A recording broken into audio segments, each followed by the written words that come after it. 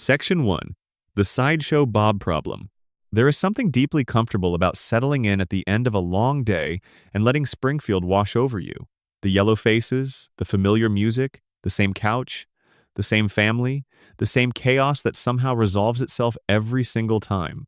The Simpsons has been part of people's evenings for 36 years now, and there is a reason it became the show people reach for when they want to feel held by something familiar. But underneath all that warmth, there are controversies that have never really been resolved. Stories that the show introduced and then quietly left sitting in a corner. Character decisions that sparked genuine outrage, or genuine confusion, or genuine fascination, depending on who you talk to. And mysteries that, the more you sit with them, the stranger they become. Tonight, we are going to drift through some of the wildest ones, slowly, comfortably. There is no rush here. Let Springfield come to you, and see what you notice when you stop treating the show as just background noise and start listening to what it has been trying to say for 3.5 decades. So settle in. Get comfortable. We are starting with a character who, when you really examine his story, represents one of the most fascinating ongoing controversies in the entire run of the show. A character who should logically be dead, or in prison forever, or at minimum completely irrelevant by now, and yet who keeps coming back with the same precision and the same obsession and the same magnificent fury as the day he was introduced. We are talking about Sideshow Bob. Robert Underdunk Terwilliger Jr. was introduced in the 3rd episode of the very first season of The Simpsons. The episode was called Bart the Genius, and Bob didn't appear in it. He showed up properly in the 4th episode, called Krusty Gets Busted, and even then, the original intention was not to create a recurring villain. The plan was simpler than that. Krusty the Clown would be framed for a robbery. The culprit would be revealed to be his silent, sophisticated, slightly menacing sidekick. Sideshow Bob would be exposed, arrested, and the episode would be done. The character was voiced by Kelsey Grammer, who at the time was already known as Frasier Crane from Cheers, and would later become even more famous for spinning that character off into his own long-running series. Grammer brought something unexpected to the role. He played Bob not as a bumbling criminal or a cartoonish schemer, but as a genuinely intelligent, genuinely wounded man who happened to have made catastrophically bad decisions. When Bob was exposed in that first episode, standing in the middle of the Quickie Mart with his disguise falling apart around him, he didn't seem defeated. He seemed furious. He seemed like a man who believed he had been cheated by the world and was determined to make someone pay for it. And the audience responded to that in a way the writers had not entirely anticipated. Here is the controversy that nobody quite resolved. Sideshow Bob, across his many appearances on the show, has attempted to commit murder more times than almost any other character in the entire history of the series. He has tried to kill Bart Simpson repeatedly. He has tried to kill his own brother. He has tried to detonate a nuclear bomb over an American city. He has attempted mass casualty events, personal vendettas, and elaborate schemes that required extraordinary levels of planning, patience, and technical skill. He is, by any reasonable measure, one of the most genuinely dangerous characters the show has ever created, and then the show keeps letting him out of prison. This is the Sideshow Bob problem, and it has been dividing fans for more than 30 years. On one side, there are people who love Bob precisely because he keeps coming back. They argue that his returns are part of what makes him great, that each new episode finds something fresh in the dynamic between Bob and Bart, that Kelsey Grammer's performance is so good and so singular that the show would be poorer without him appearing every few seasons. On the other side, there are fans who have argued, with considerable passion and considerable supporting evidence, that the show long ago crossed a line with this character that it has never honestly reckoned with. Let's walk through the timeline slowly, because it rewards patience. After Bob was arrested at the Quickie Mart in Season 1, he appeared next in Season 5, in an episode called Cape Fear. This is widely considered one of the greatest episodes in the history of the show, and it introduced a template that the series would return to many times afterward. Bob is released from prison.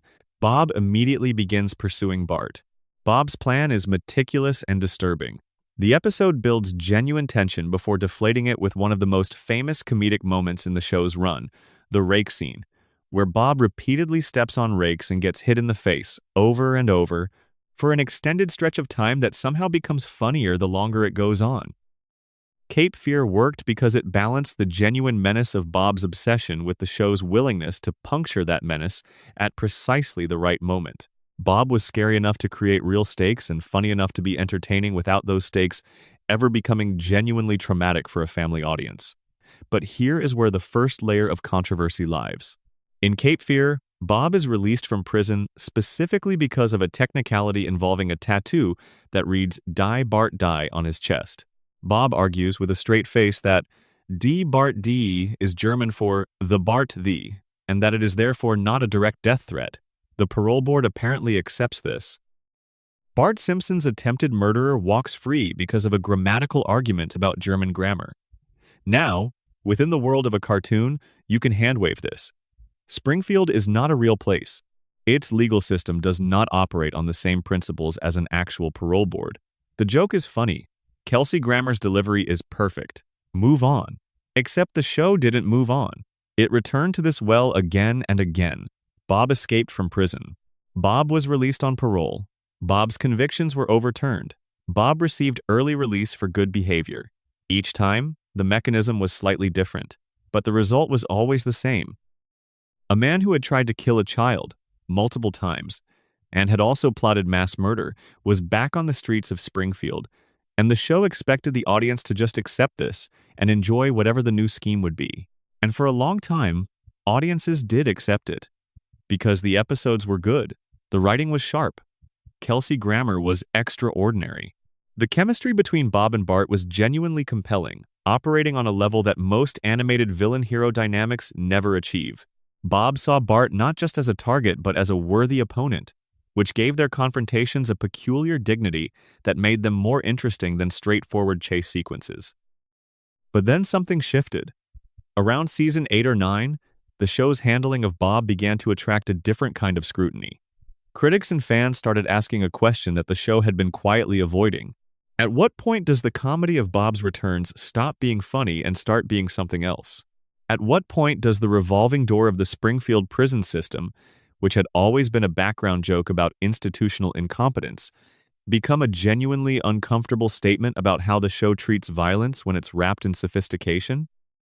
The specific episode that crystallized this debate for a lot of fans was Season 7's Brother from Another Series, in which Bob's brother Cecil, voiced by David Hyde Pierce in a bit of genius casting that mirrored the real-world sibling relationship between the Frasier characters, turns out to be the true villain of the piece. Bob, in this episode, is presented almost sympathetically. He has been released from prison and is genuinely trying to go straight. He is working an honest job. He is rebuilding his life. And then Cecil's plan to embezzle money from a dam construction project implicates Bob by association, and Bob has to work with Bart to expose his brother. It is a wonderful episode. It adds genuine depth to Bob's character, showing the childhood dynamic that shaped him, revealing the resentment and competition that existed between the brothers long before Bart Simpson ever entered the picture. Hyde Pierce and Grammer were extraordinary together. The episode felt like something unusual for the show at that point in its run, a genuine character study rather than a plot-driven comedy. But it also did something that made certain fans uncomfortable, and the discomfort is worth sitting with. It asked the audience to root for Sideshow Bob. It asked you to see him as a protagonist, to want his redemption, to feel satisfaction when he and Bart cleared his name together.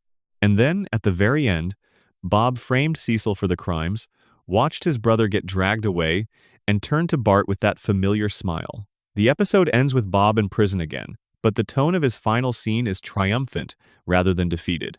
He got what he wanted. Cecil is behind bars. Bob is behind bars too, but he seems genuinely satisfied with the outcome. And you, the viewer, realize that you spent 30 minutes being charmed into sympathizing with a man who, the last time you saw him, had been trying to detonate a nuclear bomb. The show is doing something very deliberate here, and it is something that the show does with Sideshow Bob more consistently than with almost any other character. It is using Bob's sophistication, his intelligence, his wit, his musical ability, his genuine literary sensibility as a kind of charm offensive. Every time Bob is about to become too dark, too genuinely threatening, the show gives you a glimpse of the person underneath the obsession. The cultivated man who appreciates opera and quotes literature and genuinely believes that the world is too crude and too stupid to deserve someone of his quality. And that glimpse, every time, makes him more interesting rather than less. Which brings us to the most divisive chapter in Sideshow Bob's history. The episode that fans have argued about since it aired, that Bob's devotees consider the greatest moment in his entire run, and that critics of the character's longevity consider the moment the show finally went too far. Bob actually kills Bart. In Season 26's episode Treehouse of Horror, V6, in a segment called Wanted, Dead Then Alive, Sideshow Bob, finally, after 26 seasons and countless failures, actually murders Bart Simpson. He runs him over with a car, and Bart dies. And then, because this is a Treehouse of Horror episode and therefore operates outside the normal rules of continuity, Bob realizes that without Bart to torment, his life has no meaning. So he resurrects Bart, kills him again, resurrects him again, kills him again, an endless loop of murder and resurrection that is played entirely for laughs. Now, Treehouse of Horror episodes are specifically non-canonical. The show has been clear about this from the beginning. These episodes exist in their own space, outside the rules of the main series, and nothing that happens in them carries over into regular continuity. The sky is the limit. Characters die all the time. The rules of the universe are suspended. But a lot of fans felt something shift when they watched that segment. Because the show had spent 26 years building up the question of whether Bob would ever actually succeed, and it answered that question not in a canonical episode but in a Halloween special, in a context where the answer literally did not matter. It used the Treehouse of Horror format as a pressure release valve for a tension that had been building across the entire run of the character. And the question fans immediately began asking was, why? If the show was willing to go there, to depict the actual death of Bart Simpson at Bob's hands, even in a non-canonical context, what did that say about the regular episodes? About the seemingly endless series of failed attempts? Had the Treehouse of Horror segment essentially confirmed that Bob's obsession was always supposed to end this way, and the show just never had the courage to let it happen in a way that mattered? There is another layer to the Bob controversy that gets less attention but is equally fascinating, and it has to do with what Sideshow Bob actually represents within the show's broader commentary on class and culture. Bob is not just a villain. He is a specific kind of villain. He is the villain who believes his own superiority entitles him to whatever he wants. He is extraordinarily well-educated, deeply cultured, possessed of genuine artistic talent, and completely certain that these qualities place him above the moral and social standards that apply to everyone else. When he commits crimes, he does not do it out of desperation or necessity or even greed in the conventional sense. He does it because he has decided that the world around him is beneath him, and that the rules of that world therefore do not apply to someone of his caliber. This is a very specific character type. It is the character type of the person who uses intelligence and culture as a shield against accountability. The person who believes that appreciating opera means you cannot be truly judged by the same standards as someone who watches trash television. The person who quotes Gilbert and Sullivan while planning a murder and expects the literary reference to somehow elevate the act. And Springfield, which is a show that has always been deeply interested in class, in the gap between aspiration and reality, in the ways that different kinds of intelligence and different kinds of education map onto different kinds of social standing, uses Bob to poke at something that American culture has always been slightly uncomfortable with. The idea that sophistication is not the same thing as goodness. The idea that the most cultured person in the room might also be the most dangerous one. Homer Simpson is crude and loud and impulsive and frequently foolish.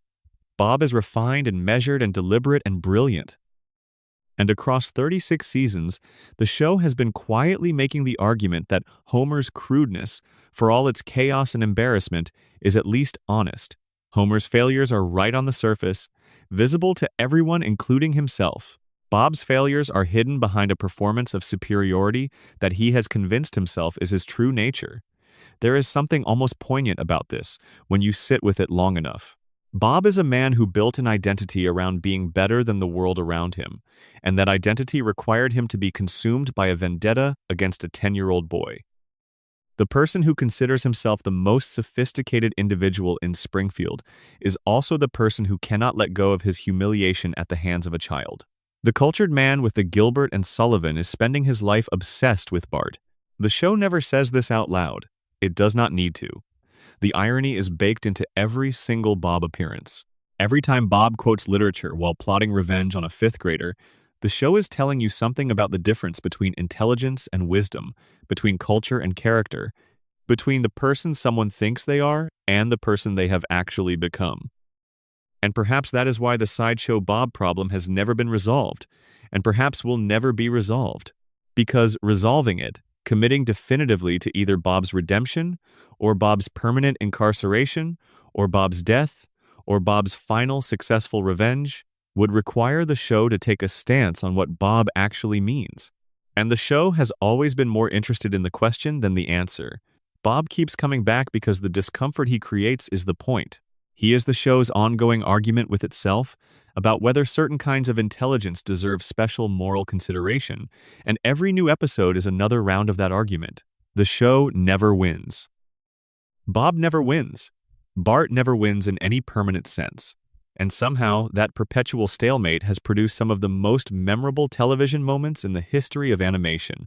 If you are watching this from somewhere in the world right now, wherever you are and whatever time it is, drop it in the comments. And if you have not subscribed yet, consider this your gentle reminder. There is a lot more Springfield ahead of us tonight, and you will want to be comfortable for all of it. Section 2. The Real History of Homer and Marge, a love story that keeps getting rewritten. One of the most quietly strange things about The Simpsons is that Homer and Marge Simpson have fallen in love at least 4 different times. Not in a romantic renewal of vows kind of way, in a more fundamental and slightly unsettling kind of way. Their origin story, the story of how they met, how they fell for each other, how Bart came to exist, has been told and then retold and then revised and then retold again across the course of the series, each time set in a slightly different decade, featuring slightly different cultural references, grounded in a slightly different version of American history. This is not a small continuity error. This is not a background detail that only obsessive fans would notice. The story of how Homer and Marge met is one of the emotional foundations of the entire series. It is the thing that makes you believe in their relationship when Homer is being terrible, when Marge is at her limit, when the marriage looks genuinely fragile. You stay with them because you remember how they started, because the show has told you that story in a way that felt real and felt earned. And then the show tells you a different version, and then another one. And each version is charming and well-constructed and completely at odds with what came before. Let's trace this slowly, because the retcon history of Homer and Marge's backstory is one of the most revealing windows into how The Simpsons changed over time, and into the specific kind of pressure that a floating timeline puts on a show that tries to maintain emotional continuity alongside comedic flexibility. The foundational version of the story was established early in the show's run. Homer and Marge were high school sweethearts. They attended Springfield High together. They fell in love as teenagers, and their relationship was shaped by the cultural context of the late 1970s and early 1980s. This timeline made sense for a show that debuted in 1989, with Homer and Marge presented as adults in their mid-30s. If they were around 36 when the show began, they would have been teenagers in the late 1970s, which placed their high school romance squarely in the era of disco and post-Watergate America. This is the version that produced I Married Marge, a Season 3 episode widely considered one of the best in the series. The episode is framed as Homer telling their story to the kids while Marge waits for a pregnancy test. It depicts their courtship, their accidental pregnancy, Homer's desperate attempt to get a job and prove he could support a family, and his eventual proposal. The episode is set in 1980, and the period detail is specific and loving. The fashion, the music, the cultural references, all of it grounds the story in a real historical moment. And, crucially, the emotional logic of the episode depends on that grounding.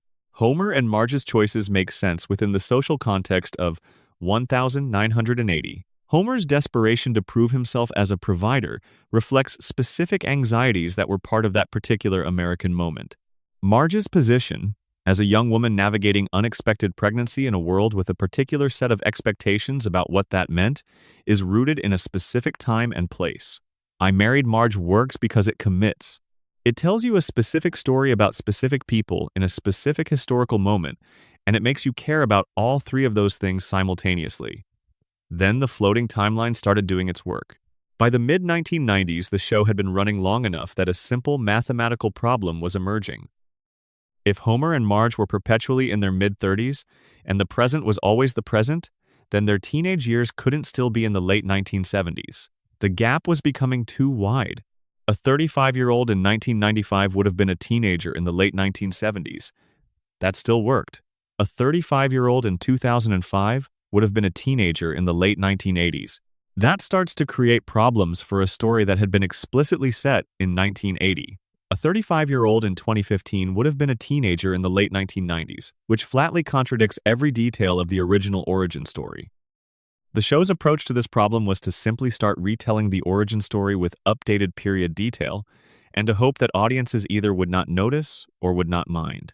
The first major retelling came in Season 19's That 90s Show, which remains one of the most controversial episodes the show has ever produced, not because it was poorly executed, but because of what it required the show to sacrifice in order to exist.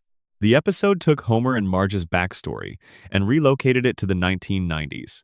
In this version, Homer and Marge were a couple in the early 90s, surrounded by grunge music and flannel shirts and the specific cultural textures of Seattle-era alternative rock. Homer was even briefly in a band. The episode depicted a period where they broke up, with Marge going off to college and Homer struggling without her. This version of events is completely irreconcilable with I Married Marge. The timelines cannot coexist.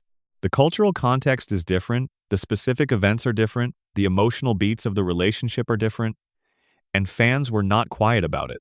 The episode was watched, criticized, debated, and ultimately became a kind of shorthand in discussions about the show's relationship to its own continuity.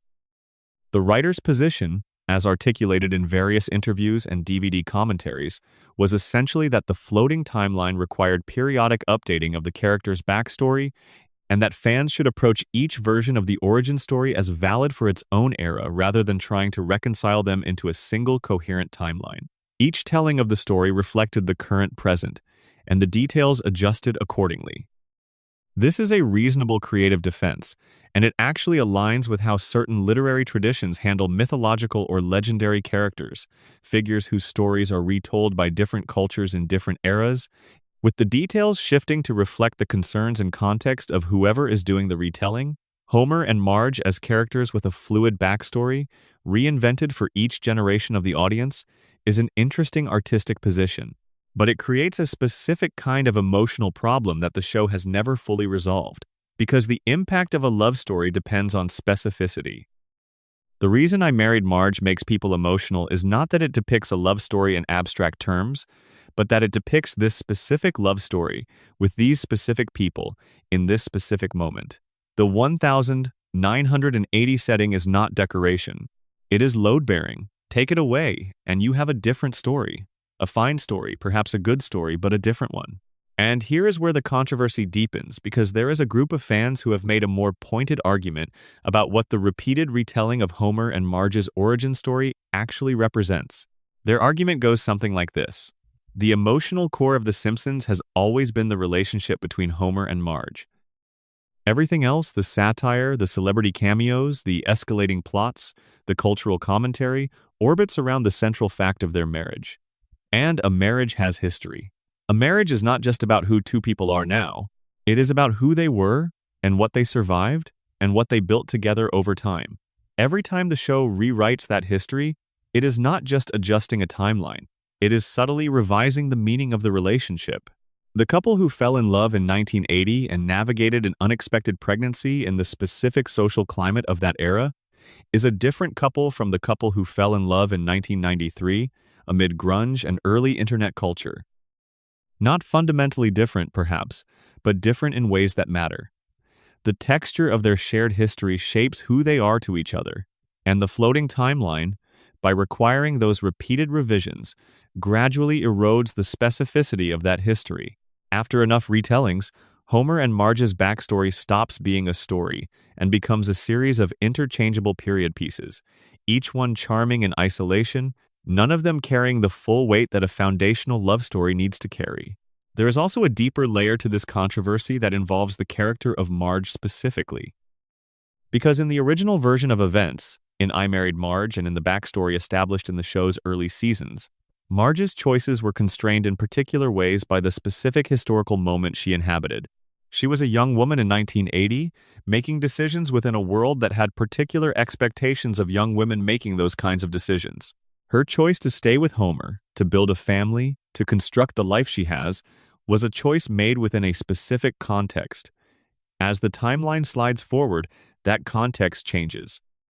A Marge whose defining years were in the 1990s inhabits a different world of expectations and possibilities than a Marge whose defining years were in 1980. And that difference, while subtle, changes how you read certain aspects of her character. Her patience with Homer, her willingness to absorb so much without leaving, her choices about her own ambitions and desires, all of these look slightly different depending on which decade you place her formative experiences in. The show has never acknowledged this, because the show has never engaged seriously with the retcon problem. It treats each new origin story as a fresh telling of a timeless love story, and lets the audience do the work of reconciling the contradictions or simply choosing not to. But the contradictions are there, and they reveal something interesting about what the show values and what it is willing to sacrifice. The Simpsons has always been more committed to the current season than to the accumulated weight of previous seasons. It has always been more interested in the joke it is making right now than in whether that joke coheres with a joke it made in 1991. This is partly a practical reality of television production and partly a creative choice that reflects the show's fundamentally episodic nature. It is also, if you are feeling uncharitable about it, a choice that has a specific effect on Marge. Because the character whose backstory and emotional history is most heavily revised by each new origin storytelling is always Marge. Homer's essential nature, the laziness, the hunger, the love for his family, the capacity for both profound tenderness and profound selfishness, remains consistent across all versions of the origin story. What changes is the context. But Marge's character is more context-dependent, because so much of what Marge is about, her choices, her sacrifices, her reserves of patience, her occasional eruptions of genuine anger, is rooted in the specific circumstances of her life and her moment. And so each new retelling of the origin story, while presented as a universal love story applicable to any era, actually has a disproportionate effect on how you read Marge. It is not that any single retelling makes her less interesting. It is that the accumulation of retellings gradually separates her from the historical specificity that gave her choices their full meaning. There is one more thread in this story that is worth following, and it involves a character who appears only briefly in the origin story, but whose presence there has fascinating implications. In I Married Marge, before Homer and Marge end up together, there is a brief but telling moment involving Marge's options at that point in her life. The episode is careful to establish that Marge had other paths available to her. She was not simply waiting for Homer. She was a young woman with intelligence and ambition and genuine choices to make. Homer gets the girl in the end, which is the point of the episode. But the show is honest about the fact that choosing Homer meant not choosing other things. And that honesty, that acknowledgement of what Marge gave up and why, and what it cost her, is part of what gives the relationship its weight. That weight does not disappear entirely in later retellings, but it becomes harder to feel when the specific historical moment, with its specific constraints and specific possibilities, is replaced by a more generically contemporary setting. The 1980 version of Marge's choice has a gravity that the 1993 version of the same choice does not quite replicate, because the world in which those choices are made has different stakes attached to them. Perhaps that is the real controversy buried inside the origin story debate. It is not just about timeline, consistency, or continuity errors, or fan nitpicking. It is about what the show owes its female protagonist. It is about whether Marge's story deserves the same protection from revision that Homer's essential character receives. It is about whether the love story at the center of The Simpsons is genuinely mutual, or whether Marge's history is always ultimately subordinate to the needs of the floating timeline. The show has never answered this question either. It keeps retelling the story, keeps updating the period detail, keeps presenting new versions of the beginning, and lets you decide for yourself whether anything essential has been lost. And in the meantime, Homer and Marge remain married. They remain in love. They remain on the couch together at the end of each episode. Whatever year their high school romance was set in, whatever decade their courtship unfolded across, whatever specific historical moment first brought them together, the marriage itself persists. And perhaps that persistence is the only origin story that ultimately matters. Not how they started, but the fact that they have not stopped. Section 3. The Disappearing Characters Mystery. Springfield is a town full of people, or at least it is supposed to be. Over 36 seasons and nearly 800 episodes, the show has introduced hundreds of characters. Some of them, the central family and their immediate circle, have appeared with regularity for the show's entire run. Others appeared frequently during certain eras of the show, became beloved, and then quietly vanished without explanation. And a handful were introduced with apparent significance, given storylines and backstory and what seemed to be the groundwork for an ongoing role, and then disappeared so completely that you might wonder if you imagined them. The disappearing characters of Springfield are one of the show's most persistent controversies, and they reveal something interesting about how the show understands itself and its own history. Some disappearances are practical, the result of voice actors leaving or dying, of storylines that simply ran their course, of the natural attrition of a show that has been running for longer than most of its viewers have been alive. But others are stranger than that. Others represent decisions made, or not made, that left real gaps in the fabric of the show's world. Let's begin with the character whose disappearance is the strangest, the most unexplained, and the most debated among fans who pay close attention to Springfield's population dynamics: Bleeding Gums Murphy. If you remember Bleeding Gums Murphy at all, you likely remember him in connection with Lisa. He was the jazz saxophonist who appeared in the show's first season, a large, warm, incredibly gifted musician who played his saxophone on a bridge in Springfield and became Lisa's mentor, the adult in her life who truly understood her musical passion and validated it without reservation.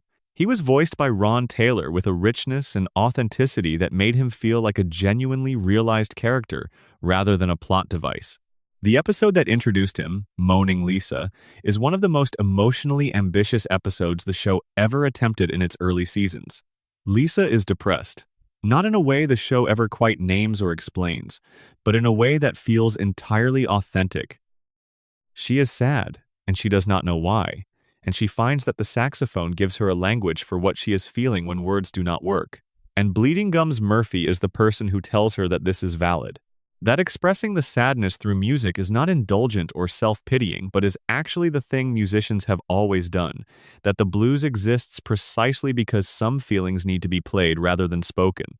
It is a beautiful episode, and Bleeding Gums Murphy was supposed to be a recurring presence in Lisa's life. He appeared a second time in Season 3's Bart After Dark, briefly, and then the show let him drift. He reappeared in Season 6 in a two-part episode in which he dies. Lisa attends his funeral. She mourns him deeply, and then the show moves on. The controversy around Bleeding Gums Murphy is not just about his disappearance and return. It is about what his presence in the show's early seasons suggested, and what his death, coming at a time when the show was still considered to be at or near the peak of its creative powers, meant for Lisa as a character. Murphy was the one adult in Springfield who related to Lisa not as a problem to be managed or a child to be humored, but as a genuine musical soul. And the show killed him before it ever fully developed what that relationship could have been. Fans have long speculated about why. The practical answer involves Ron Taylor's real-world health issues and his eventual death in 1995, which preceded the episode in which Murphy died.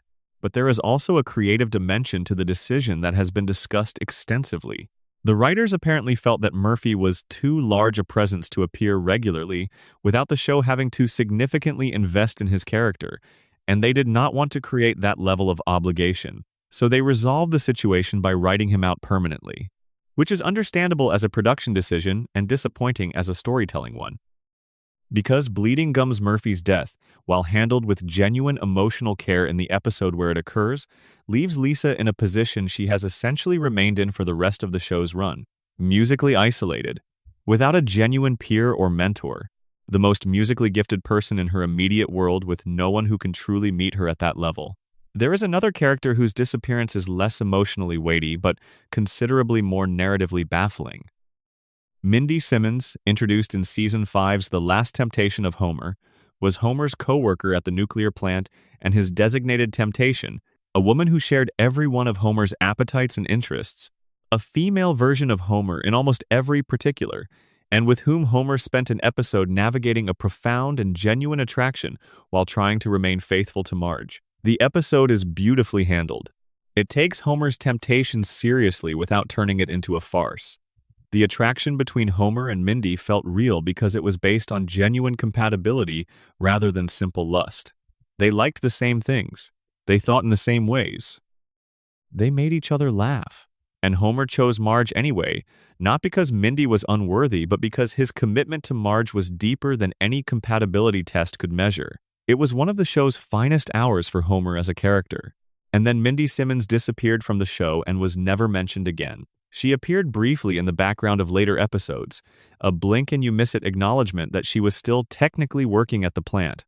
But the show never returned to her in any meaningful way, never addressed the aftermath of that episode's events, never explored what it meant for Homer to continue working alongside someone he had genuinely been attracted to in that way, just moved on. The disappearance of Mindy is controversial not because the character was iconic or because her absence creates a plot hole, but because it represents a specific choice the show made about the kind of story it was willing to tell. The Last Temptation of Homer was an episode that trusted its audience to handle an honest examination of marital fidelity and its emotional complexity. It did not resolve the situation by making Mindy a villain or by having Homer make his choice in some melodramatic confrontation. It resolved it quietly, maturely, and moved on. But the version of moving on that the show chose was to move on completely, to pretend that Mindy had never existed in any meaningful sense, which raised a question that fans argued about for years afterward. What kind of show is this, ultimately? Is it a show that learns from its emotional risks and builds on them? Or is it a show that takes those risks when it suits the current episode and then resets? The answer, it turned out, was the latter, and Mindy's disappearance was an early signal of that. Then there are the children, the other children of Springfield Elementary. Over the show's run, Bart Simpson has had several relationships with classmates that were built up over multiple episodes and then quietly abandoned. Sherry and Terry, the twin girls who appeared regularly as background characters, occasionally got storylines but never sustained ones. The class as a whole tended to function as a kind of chorus rather than a collection of individual characters, with the same faces showing up but rarely the same personalities across episodes. The exception to this was a character named Allison Taylor, introduced in Season 7's Lisa's Rival. Allison was Lisa's academic nemesis, a girl who was smarter than Lisa, more musically talented than Lisa, and who arrived at Springfield Elementary with the kind of resume that made Lisa's previously uncontested status as the school's top student suddenly very contested. The episode is excellent, partly because it took Lisa's jealousy seriously rather than treating it as a moral failing to be corrected by the end of the episode, and partly because Allison herself was a fully realized character rather than a simple foil. Lisa dealt with her jealousy. She made a choice not to sabotage Allison's science project even when she had the opportunity. The episode ended with the two of them as something resembling friends. Their rivalry transformed into mutual respect. And then Allison appeared in exactly 2 subsequent episodes across the entire remaining run of the show. 2. In a series that ran for 30 more seasons after Allison's introduction, the absence of Allison Taylor from Lisa's ongoing story is one of the most discussed disappearances in the show's fan community, because the character had everything needed to become a genuine, recurring presence. She had a clearly defined personality. She had a specific relationship with the show's most intellectually isolated character. She provided something that no other character in Lisa's world provided, an actual peer, someone Lisa could compete with and learn from and occasionally be beaten by, which is the kind of relationship that tends to produce the most interesting character development. The show chose not to develop it. Allison became a background extra who appeared occasionally without any of the personality or specificity that made her interesting. Her introduction was perfect. Her maintenance was non-existent. There is a pattern emerging across all of these disappearances, and it is worth naming directly. The Simpsons is a show that is extraordinarily good at introductions and not particularly interested in maintenance. It can introduce a new character with economy and wit, establishing a fully formed personality in a few scenes in a way that makes the character feel like they have always been there. But the show has rarely shown interest in the sustained, patient work of developing those characters across multiple appearances over time. This is partly structural. The show's episodic format, with its reset between episodes, creates a context where sustained character development is actually difficult to maintain. But other long-running animated shows have managed it. The Simpsons seems to have made a creative choice, consciously or not, that it would trade depth of character development for breadth of satirical reach. Each episode could go anywhere and do anything precisely because the show did not carry the weight of ongoing character arcs that needed to be honored. The cost of that choice is characters like Bleeding Gums Murphy and Mindy Simmons and Allison Taylor. Characters who were introduced with apparent care and apparent long-term intention and then let drift, because the show was always more interested in where it was going next than in where it had already been. Some fans find this liberating. They argue that the show's willingness to let characters go is part of what gives Springfield its particular energy, the feeling that anything can happen and that the world is larger than any single story. Other fans find it frustrating, a persistent failure of follow-through that leaves emotional threads dangling across decades. Both responses are reasonable, and neither is entirely wrong. The disappearing characters of Springfield are the price of a certain kind of creative freedom, and whether that price was worth paying is a question each viewer has to answer for themselves. But there is one disappearance that transcends the normal terms of this debate, one character whose departure from the show and subsequent permanent absence was not a creative choice at all, but a genuine loss, and whose absence has left a specific kind of hole in the fabric of Springfield that the show has never quite managed to fill. Phil Hartman voiced two characters on The Simpsons with a consistency and a brilliance that made both of them essential to the show's world. Troy McClure and Lionel Hutz were not just memorable characters. They were load-bearing walls. They appeared in episodes across many seasons, filling roles that no other character could have filled in quite the same way, and doing so with Hartman's particular gift for playing pomposity without cruelty and incompetence without contempt. Troy McClure was the washed-up actor who introduced himself in every appearance with a complete list of his previous credits, each title more baffling than the last. Lionel Hutz was the catastrophically inept lawyer, whose confidence in his own abilities was in perfect inverse proportion to his actual skill. Both characters were vehicles for satire about the entertainment industry and the legal system respectively, but both had a warmth underneath the comedy that made them genuinely lovable rather than simply ridiculous. Phil Hartman died in May of 1998, and the show made the decision, entirely correctly, never to recast either character. Troy McClure and Lionel Hutz were retired. Their voices went silent. The absence of those characters, particularly in the later seasons, is one of the few things that the show's most devoted fans and its harshest critics tend to agree on. The world of The Simpsons felt measurably smaller after they were gone. The kind of episode that would have featured Troy McClure's increasingly unlikely comeback or Lionel Hutz's newest bewildering legal strategy simply stopped being made. The satirical territory those characters occupied was not, for the most part, picked up by new characters. It was just left empty. The show's handling of this loss, its commitment to not recasting, was the right decision made for the right reasons. But it also represents the most significant departure from the show's own tradition of character abundance. Springfield's population may be endless, but some people in it were genuinely irreplaceable. And perhaps that is the deepest truth hiding inside all of these disappearances. Not just that the show fails to maintain its characters, but that certain characters, when they go, reveal by their absence the specific kind of presence they provided. The disappearing characters of Springfield are not just people who are no longer there. They are outlines of the shapes they left behind. Section 4. The Couch Gag Conspiracy. The couch gag is one of the most recognizable conventions in the history of television. Every episode of The Simpsons opens with the same sequence. The family rushes home, sits on the couch, something unusual happens. In the earliest seasons, the variations were simple. A few extra family members on the couch, the family sinking into the cushions, someone arriving late and finding no room. But as the show continued, the couch gag evolved into something considerably more ambitious and considerably stranger, and eventually into something that certain segments of the fan community began examining with the kind of attention usually reserved for the episodes themselves. Here is the surface-level version of the controversy. The couch gag is supposed to be a brief, funny, throwaway moment before each episode begins. It has no narrative connection to the episode that follows. It does not affect continuity. It exists purely as a signature, a moment of shared ritual between the show and its audience. And for many years, this is exactly what it was. The variations were clever and sometimes brilliant, but they were clearly operating within the same light absurdist register. The couch gag was a joke. A different joke each week, but a joke. Then, somewhere around season 10 or 11, the couch gags started doing something different. They started getting longer. They started having internal narratives. They started referencing other movies, other shows, other cultural traditions in ways that required the audience to actually pay attention. And a small but very dedicated corner of the fandom began asking whether the couch gags, viewed as a collection across the entire run of the show, were actually saying something.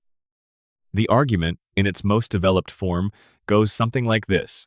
The couch gag is the one part of The Simpsons that exists genuinely outside the normal rules of the show's universe. It is non-canonical by definition. Nothing that happens in the couch gag affects the episode. The laws of physics, the rules of the characters, the established facts of Springfield's world, none of these necessarily apply. The couch gag is, in the strictest sense, a space where anything can happen. And what the show has increasingly chosen to do with that space is use it to say things it cannot say in the episodes themselves. Now, before going further, it is worth being clear about what this theory actually claims and what it does not claim. It does not claim that every couch gag is secretly profound. Many couch gags are exactly what they appear to be: brief visual jokes, parodies of other properties, simple variations on the format. The theory is not that the couch gag is always meaningful. It is that the couch gag has been used, on specific and notable occasions, to express ideas and make statements that the main body of each episode is not equipped to make. The most discussed example of this involves the couch gags directed by guest filmmakers. Starting around season 22, the show began inviting prominent directors and animators to create their own interpretations of the couch gag. Banksy, the anonymous street artist, created a couch gag that depicted disturbing conditions in overseas animation studios, presenting a satirical critique of the global entertainment supply chain that was so pointed and so uncomfortable that it received genuine media attention far beyond the show's normal audience. The couch gag was news. It was discussed in newspapers and on television programs as a piece of political commentary. That was not an accident. The writers and producers knew exactly what they were putting into that 30 seconds of animation. They were making a statement that they could not make in the body of an episode without the episode becoming about that statement rather than whatever it was nominally about. The couch gag format gave them a container for a message that the regular format could not hold. Other guest couch gags have been similarly pointed. Don Hertzfeldt's contribution, in which the characters are rendered as crude, distorted approximations of themselves in a future where the show has apparently been running for centuries and the world around it has become unrecognizable, was simultaneously a brilliant joke about the show's longevity and a genuinely unsettling meditation on what it means to keep something running long past the point where it was originally intended to end.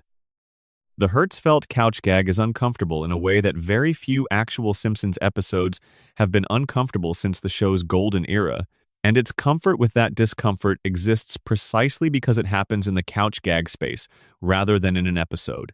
But the more obsessive dimension of the couch gag conspiracy theory involves not the guest-directed segments but the show's own internally produced variations, particularly across the seasons where the show was most actively being criticized for its decline in quality.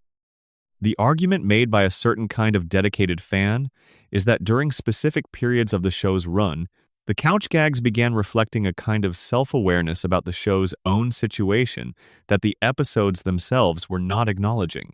That the couch gags, in their brief and technically non-canonical space, were commenting on the show's creative struggles in ways that the episodes could not. This is a harder case to make definitively, because it requires reading intention into material that was designed to be ambiguous. But there are specific couch gags that are hard to explain in purely innocent terms. Gags in which the Simpson family fails to reach the couch, or arrives to find the couch occupied by strangers, or discovers that the living room is empty and no one is home. Gags in which the format itself breaks down, where the animation glitches or fails or produces something that looks less like a joke and more like a malfunction. Whether these represent deliberate creative commentary or simply the natural result of a team that had exhausted most of the obvious variations and was reaching for anything new, is ultimately a question about intention, and intention is notoriously difficult to establish from the outside. But here is what is not in dispute. The couch gag, across the full run of the show, has evolved from a simple throwaway joke into one of the most formally inventive recurring segments in the history of television. Some of the most widely shared and most discussed moments from The Simpsons in the past decade have been couch gags rather than episodes, and there is something worth pausing on in that fact. The show's most celebrated recent contributions to popular culture have increasingly come not from its main narratives but from its 30-second frame. The couch gag has become, in a sense, the most productive creative space the show still has available to it. Because it carries no continuity requirements, no character obligations, no need to be consistent with anything that came before, it can do things that the episodes cannot. And that is either a fascinating piece of creative evolution or a somewhat melancholy commentary on the show's creative state, or possibly both simultaneously, depending on how you want to read it. There is one more dimension of the couch gag controversy that tends to surface in more academic discussions of the show. It concerns the question of what the couch gag, as a recurring ritual, actually does for the audience psychologically. The couch, in The Simpsons' opening sequence, is the destination. The whole point of the opening is that the family is rushing home, converging from their separate locations, and the couch is where they are all trying to get to. The couch is home. The couch is the center of the family's shared life. And the couch gag, by introducing a new variation on what happens when they arrive there, is playing with that center point each week. When the couch gag is funny and light, it affirms the home. The family arrives, something silly happens, but they are still together at the end. When the couch gag is strange or dark or self-referential, it unsettles the home. The arrival goes wrong. The center does not hold in the expected way. And over 36 seasons, the accumulation of those weekly variations, the constant gentle and not so gentle playing with the idea of the family arriving home, creates an effect that is subtle but real. It trains the audience to think of the couch as both a constant and a variable, as the one fixed point in an ever-changing show, and as the thing that the show keeps demonstrating can always be reimagined, which is, if you think about it, exactly the show's relationship with the Simpson family itself. The family is the constant. The family is always there on the couch at the end of the episode. And the family is also the variable, always being reimagined, always being put through new situations that test and reshape them, while the essential arrangement, the five of them together, remains unchanged. The couch gag is the show's thesis statement, compressed into 30 seconds and repeated 800 times. Come home. Sit down. Something different will happen, but you will always end up here. Section 5. Krusty the Clown's Hidden Identity Crisis. Krusty the Clown is one of the most interesting characters in the history of The Simpsons, and one of the least examined. He tends to function in discussions of the show as a supporting player, a colorful figure who exists on the periphery of the Simpson family's world, and who occasionally drives a plot when the writers need him to. He is funny and pathetic and occasionally touching, and the show treats him with a kind of affectionate contempt that he wears very comfortably. But there is a version of Krusty Herschel Schmoikel Pinchas Yeruchim Krustovsky that the show spent years building toward, and then quietly abandoned, and that version of the character, the one glimpsed in the show's best Krusty episodes, is considerably more complex and considerably more tragic than the Krusty the show eventually settled for. Let's start with the identity issue, because it is the literal foundation of the character and one of the most peculiar structural choices the show ever made. Krusty the Clown and Homer Simpson are, in all important visual respects, the same person. same body shape, same skin color, same basic physical architecture. The only thing that distinguishes them is the clown makeup, the green hair, and the costume. Without those elements, Krusty would be visually indistinguishable from Homer.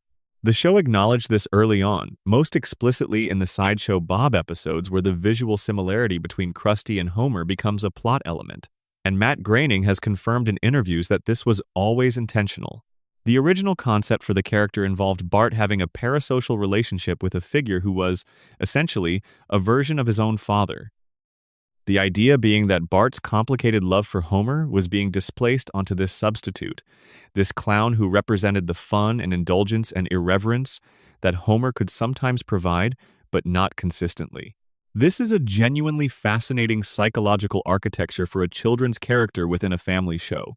It suggests that the Krusty the Clown show is not just Bart's favorite television program, but a kind of mirror, a space where Bart can safely project the feelings he has about his father, without the vulnerability of actually feeling them about his father. The trouble is that the show only partially committed to this idea. It established the visual similarity and hinted at the psychological dimension in a few episodes, without ever fully developing it. The potential richness of the Krusty-Homer-Bart triangle remained largely latent, appearing occasionally in moments of clarity and then receding back into the background. What the show did commit to, with considerably more sustained attention, was the religious storyline. Krusty is Jewish. His father is Rabbi Hyman Krustofsky, a respected figure in Springfield's Jewish community voiced by Jackie Mason in one of the show's most celebrated casting choices. And the relationship between Krusty and his father is one of the most carefully developed and most emotionally honest relationships in the entire series. The central episode of this storyline, Season 3's Like Father, Like Clown, is modeled explicitly on the jazz singer. Krusty became a clown against his father's wishes. His father considered the profession undignified, incompatible with the seriousness and respect that the rabbi felt were central to Jewish identity and Jewish tradition. They had a falling out. They stopped speaking. And Krusty has been carrying the weight of that estrangement alongside all of his other considerable psychological baggage for the entire run of the show up to that point. It is a genuinely moving episode, and it works as well as it does, because it takes the Krusty rabbi dynamic seriously. It does not use the Jewish cultural material as background decoration or as easy comedy. It engages with what a religious and generational conflict of this kind actually feels like, the specific texture of the guilt and the longing and the stubbornness that characterize this kind of estrangement between a parent and a child. The reconciliation at the end of the episode, achieved largely through Bart and Lisa's intervention, is satisfying in the way that only a genuinely earned emotional payoff can be. You have been brought through the real substance of this conflict, and the resolution feels like something was actually resolved. And then, like Bleeding Gums Murphy, like Mindy Simmons, like Allison Taylor, the Rabbi Krustofsky storyline gradually dissolved. The rabbi appeared occasionally in later seasons, was part of the background of Springfield's Jewish community, and eventually died in season 26. His death treated with appropriate gravity. But the specific emotional urgency of the father-son conflict that had been so compellingly established in Like Father, Like Clown was not sustained. The show had done the episode, told the story, reconciled the characters, and moved on. This is the Krusty problem in its most concentrated form. The show keeps building toward a more fully realized version of this character and then retreating from it. Each time the show goes deeper into who Krusty actually is, it finds something genuinely interesting and genuinely painful, and each time it backs away before the full implications of that depth can be felt. Consider the specific nature of Krusty's psychological situation, as established across the episodes that have dealt with it most directly. He is a man who abandoned his religious and cultural identity to become a clown, who became phenomenally successful as a performer and profoundly miserable as a person, who is surrounded at all times by evidence of his own popularity, by children who adore him and merchandise that bears his image and a television show that is watched by virtually every child in Springfield, and who is nonetheless desperately alone, who has been married more times than he can remember, who has a daughter he did not know existed for much of her life, who is addicted to gambling and has complicated relationships with money and fame and his own image. This is a man with a lot of material. This is the kind of character that serious drama tends to find inexhaustible, because the gap between his public persona and his private reality is so extreme and so legible that almost any storyline you put him in will produce something interesting. The show has not, for the most part, availed itself of this material in any systematic way. Krusty tends to be wheeled out when the writers need a comedy industry storyline or a celebrity parody or a quick laugh, and the deeper psychological architecture that has been established for him tends to be irrelevant to those purposes. There is one episode that represents what Krusty could have been, and which is fascinating precisely because it feels so much more ambitious than what surrounds it. Season 4's Camp Krusty sends Bart and Lisa to a summer camp that operates under Krusty's brand. The camp is, of course, a hellhole. The episode is mostly a satirical take on commercial exploitation of children's entertainment, with some genuinely dark comedy about what happens when a beloved childhood brand is revealed to be a cynical, money-making exercise with no actual connection to the values it purports to represent. But what the episode does at its end is more interesting than anything in its middle. Krusty appears, genuinely appalled by what has been done in his name, and in a scene that is played with surprising emotional directness, he takes responsibility. Not the kind of PR-managed, lawyer-approved responsibility that the show normally lampoons. Actual responsibility. He looks at these children, and he is ashamed. And the shame is real, and the response to it is real. He takes the kids to a proper vacation in Cuba to make up for what happened. It is a small moment, easily overlooked in an episode that is primarily remembered for other things. But it shows you the Krusty that the show could have consistently been building toward. A man whose worst impulses are always competing with a genuine capacity for decency that only surfaces when the performance is stripped away and someone is looking at him honestly. That Krusty, the one who feels actual shame and responds to it with actual grace, does not appear very often, and the show would have been richer if he had. The daughter storyline introduced Sophie, Krusty's illegitimate daughter discovered during a wartime romance, in a season 12 episode. Sophie was a promising addition to the show's world, a girl with genuine musical talent, a complicated relationship to her famous father, and enough personality to generate interesting storylines. She appeared in exactly 2 subsequent episodes. This is not a coincidence, it is a pattern. The Simpsons introduces elements of genuine complexity into Krusty's character and then does not follow through on them, producing a character who is simultaneously one of the show's most psychologically rich figures and one of its most underused. The fan community has speculated endlessly about why. Some blame the show's episodic format and its resistance to sustained character development. Some point to the fact that Krusty-centered episodes are more expensive to produce because they require depicting his television show within the show, essentially creating a show within a show that demands its own visual language and production design. Some suggest that the writers simply find Krusty more useful as a recurring comic element than as a fully developed protagonist. All of these explanations probably contain some truth, but the net result is a character who exists in a perpetual state of almost fully realized, almost as interesting as his premise suggests he should be, almost the show's most complex supporting character. And perhaps that almost is itself a kind of commentary. Krusty's professional persona is built on the same principle. He is almost a good parent. He is almost a sincere performer. He is almost a committed member of his community. He is always just a little bit less than what he could be. And the gap between what he is and what he could be is both the source of his comedy and the substance of his tragedy. Maybe the show was always more honest about Krusty than it appeared to be. Maybe the underuse is the point. Maybe a fully realized Krusty would have been a different show, a show with the courage to follow its most painful premises wherever they led. And The Simpsons, for all its brilliance, has never quite been that show. Section 6. The Springfield Mafia and Fat Tony's Empire. There is a shadow economy in Springfield. It has always been there, operating beneath the surface of the town's official life, providing services and maintaining order through methods that Chief Wiggum's police department either cannot or will not address. It is organized, it is efficient, and it is led by a man in an expensive suit who speaks with the measured cadence of someone who has thought very carefully about every sentence before delivering it. Fat Tony D'Amico is one of the longest-running minor characters in the show's history, and his continued presence in Springfield is one of the most interesting unacknowledged absurdities in the show's world. Because when you actually examine what Fat Tony has been shown doing over the course of his appearances, you realize that the Springfield Mafia is not a background gag. It is a functional criminal empire that has been openly operating in a small American city for decades, with essentially no meaningful legal consequences. Let's think about this carefully, because the details are genuinely remarkable.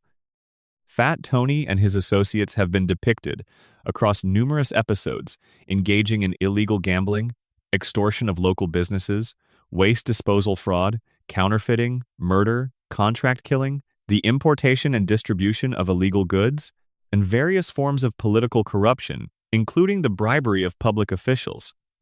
They have operated a legitimate business as a front for money laundering. They have maintained relationships with organized crime figures in other cities. They have, in one memorable episode, gotten into legitimate business and discovered that legitimate business is simply organized crime with better accounting. All of this is public knowledge within the world of the show. The characters know Fat Tony is a gangster. Chief Wiggum knows Fat Tony is a gangster. The mayor knows Fat Tony is a gangster. Homer knows Fat Tony is a gangster and has worked for Fat Tony on at least 2 occasions. The show treats the existence of the Springfield Mafia with the same matter-of-fact acceptance that it treats the existence of the nuclear power plant or the monorail or any other piece of Springfield's infrastructure. The controversy embedded in this is not that a cartoon has mob characters. Mob characters in comedies have a long tradition, and The Simpsons handles the material with consistent wit.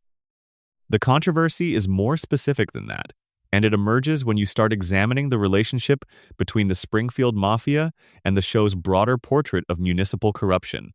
Because Fat Tony's empire does not exist in isolation, it exists in relationship with every other institution of power in Springfield. And the relationship is always the same: transactional, mutually beneficial, thoroughly corrupt, and completely stable. The mafia needs local political protection to operate. The local politicians need mafia money to get elected. Chief Wiggum, whose incompetence is part of the show's comedy, is also notably incurious about the organized criminal enterprise operating openly in his jurisdiction. These things are connected. The episode that explores this most directly is Season 4's Homie the Clown, which is not primarily a Fat Tony episode, but which illuminates the ecosystem he inhabits. And there is the later episode Bart the Murderer, in which Bart briefly works for Fat Tony and discovers that the experience of being part of a hierarchical organization with clear expectations and genuine appreciation for good work is, for Bart, considerably more satisfying than school. The episode makes this point without endorsing it, but the point lands.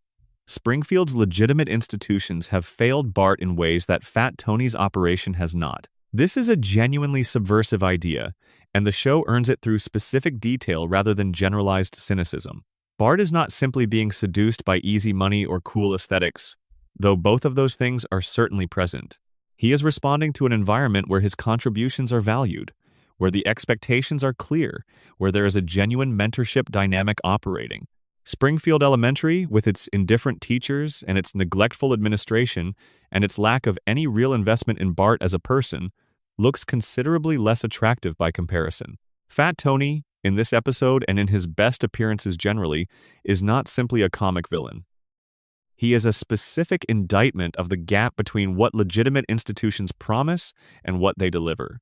And the fact that he keeps getting away with everything, that his empire persists across decades while the official institutions of Springfield remain ineffective at best and complicit at worst, is not just a running joke. It is the show making a sustained argument about how power actually operates. The most fascinating dimension of Fat Tony's existence in Springfield is his death and replacement, which constitutes one of the strangest character decisions the show ever made. Fat Tony died in Season 22, killed off when his voice actor Joe Mantegna was unavailable due to a conflict with a stage production.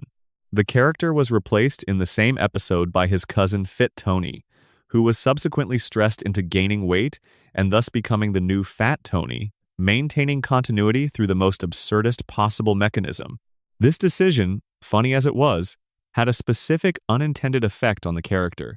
It stripped Fat Tony of whatever illusion of permanence he had carried.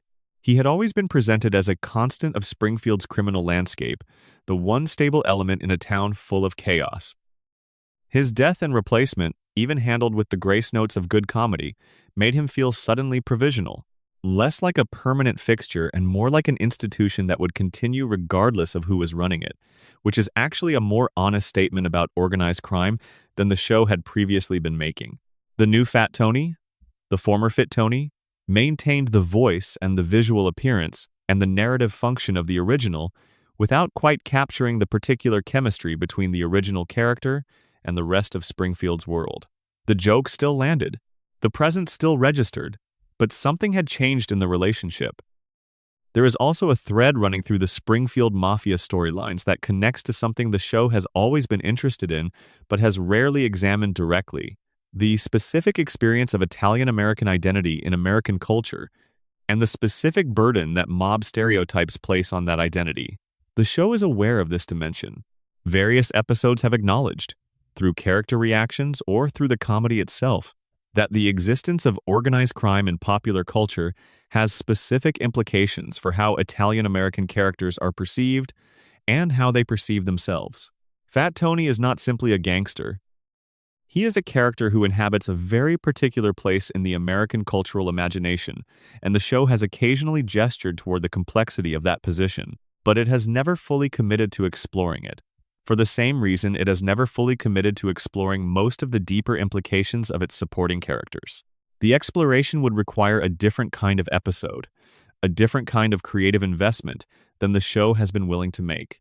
The result is a character who is simultaneously one of the show's most interesting figures and one of its most under-examined. Fat Tony exists at the intersection of genuine comedy, genuine cultural complexity, and a sustained satirical argument about institutional corruption in American life.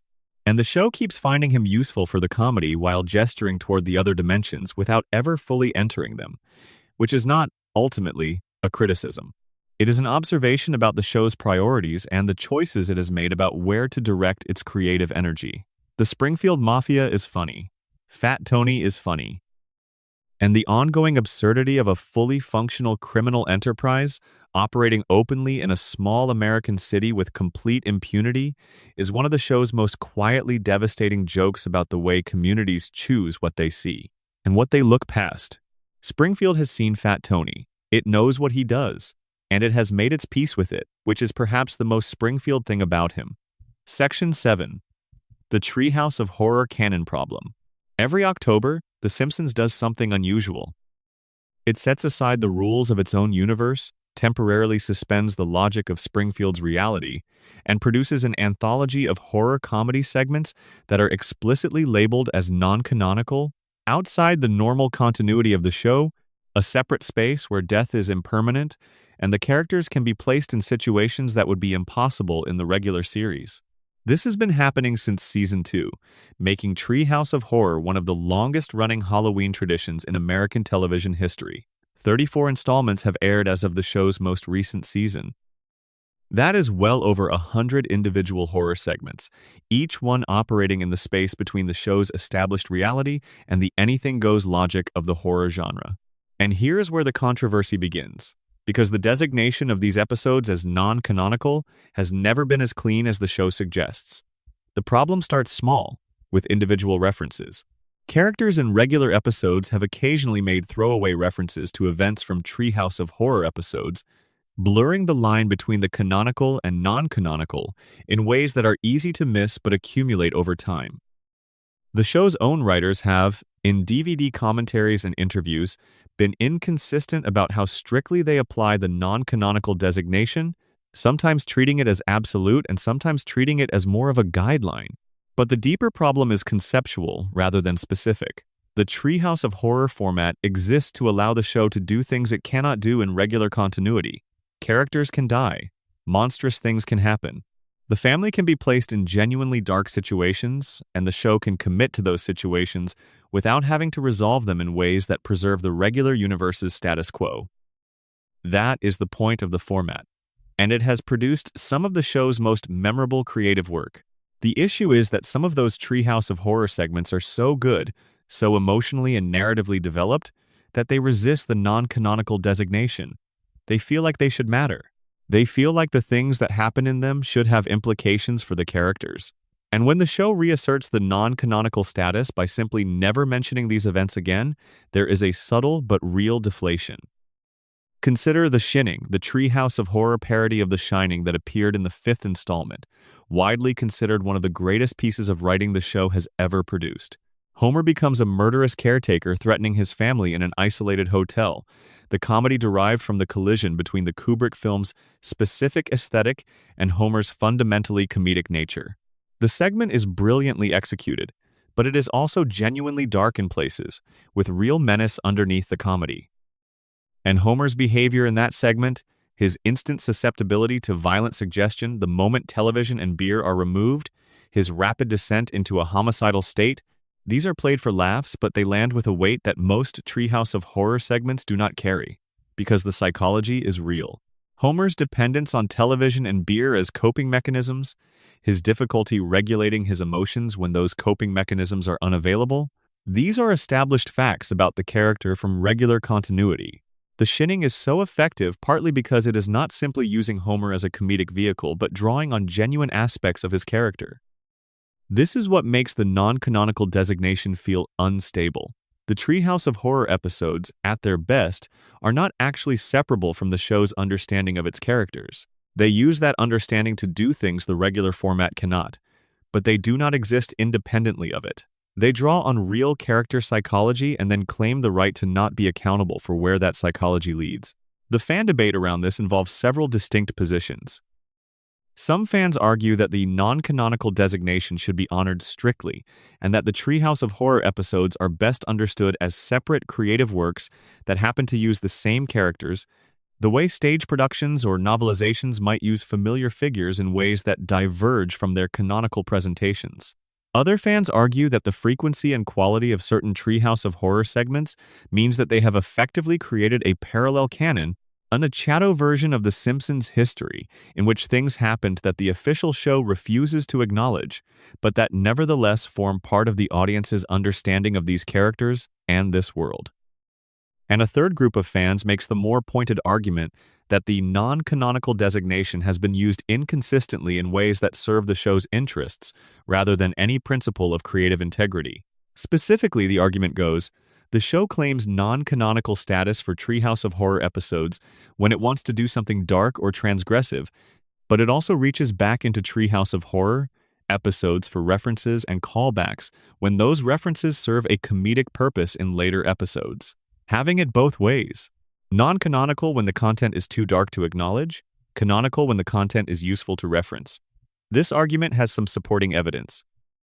The Sideshow Bob Killing Bart segment mentioned earlier is a clear example of the show using the Treehouse of Horror format to address something, the question of whether Bob would ever succeed, that had been building across canonical continuity for decades.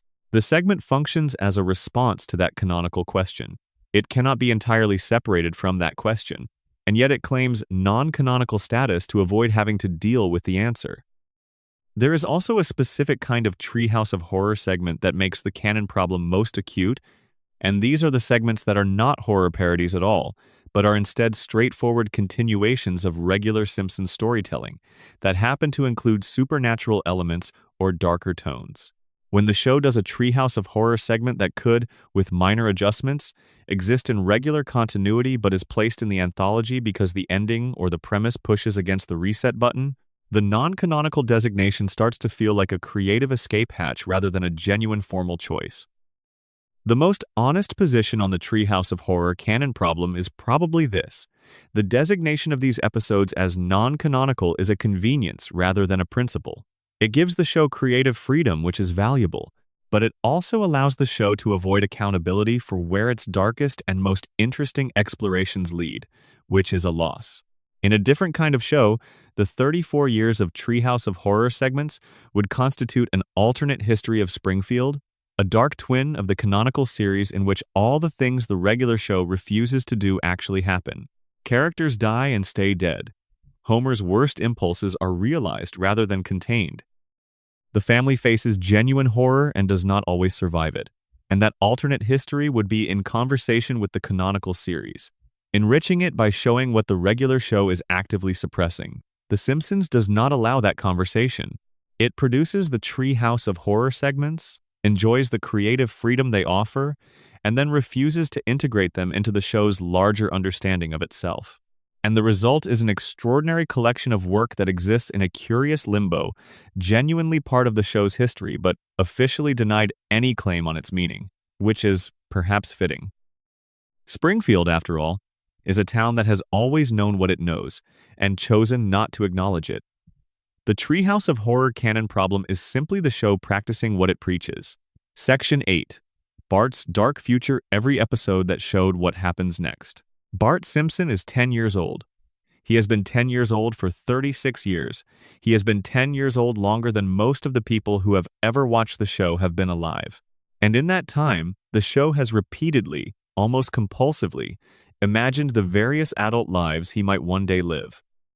These future episodes, these glimpses of a Springfield that has aged while its inhabitants remain forever young, constitute one of the most peculiar and most revealing subgenres in the show's entire run.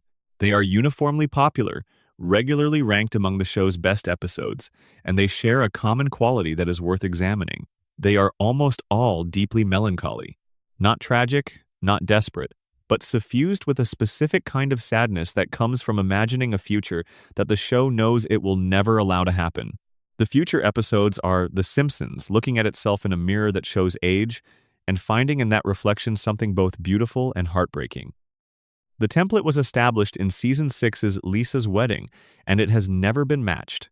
The episode is set in the early 21st century. Lisa is a young woman studying at a British university. She falls in love. The episode follows her romantic storyline, and it is charming and funny and emotionally satisfying on its own terms. But the thing that makes Lisa's Wedding genuinely remarkable is not what happens to Lisa. It is what happens to Homer. Homer in this future episode is still Homer. He is still loud and impulsive and frequently embarrassing. He still has the same appetites and the same enthusiasms and the same fundamental character. But he is also perceptibly aged. He is older, and his age in the context of the episode is not played as comedy. It is played as time. As the accumulation of all the years between the Lisa we see every week and the Lisa who is getting engaged in this imagined future, when Homer and Lisa say goodbye at the end of the episode, when she realizes that the man she was almost embarrassed by is the man she cannot imagine living without, the episode achieves something that the regular show rarely reaches.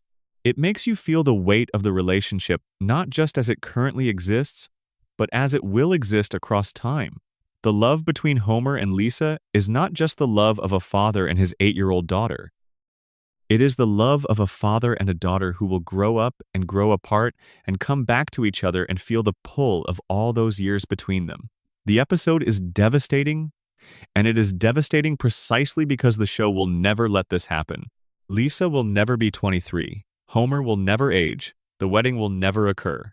The episode shows you a future that exists only in imagination, and the imagination is so specific and so emotionally realized that the impossibility of it becomes its own kind of loss.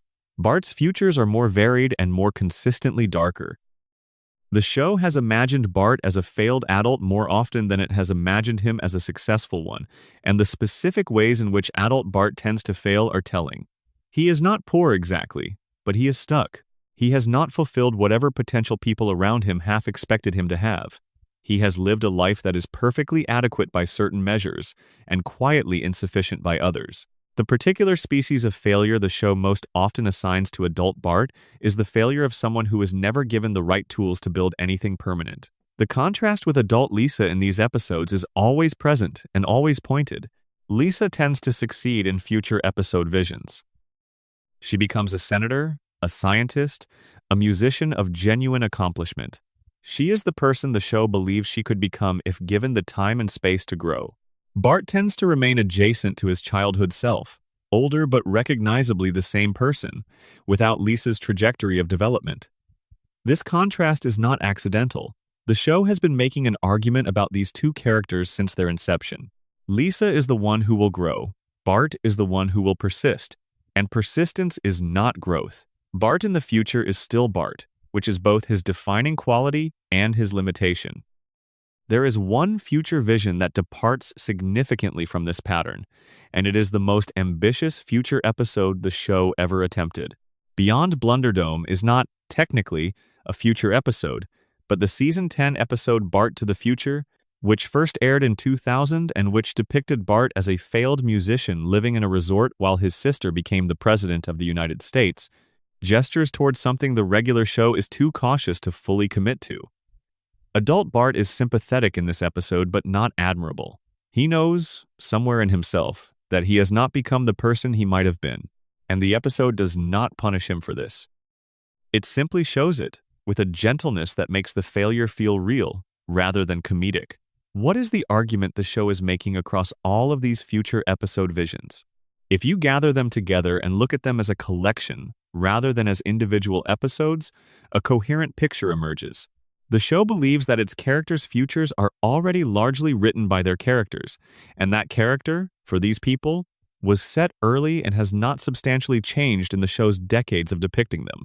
Lisa will succeed because she has always been building towards success. Bart will persist in a pleasant plateau because that is what Bart does. Homer will love his family with the same uncomplicated wholeness that he loves them now. These are not cruel conclusions. They are, in their way, tender ones. The show is not suggesting that Bart's future is tragic. It is suggesting that Bart's future looks a great deal like Bart's present, which is not the worst thing in the world. He is still funny and still loyal and still capable of genuine warmth. He simply has not become something he was not already. And perhaps the most honest reading of the future episodes is that they are not really about the future at all. They are about the present. They are the show using the formal device of the flash forward to say something about who these characters are right now, today as you watch them. The future episodes show you the end point of trajectories that have already begun. They extrapolate from what you can already see if you look at these characters honestly. Bart is already the person who will age without fundamentally changing. Lisa is already the person who will grow into something remarkable. Homer is already the person who will spend his life loving his family with everything he has.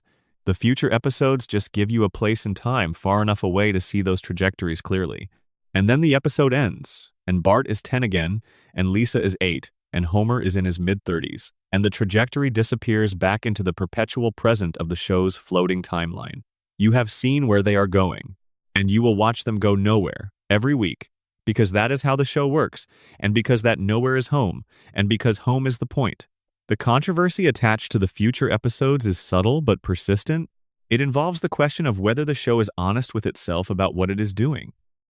Because each future episode gestures toward a version of The Simpsons that does not exist and will not exist, a version that allows its characters to age and change and become different people over time.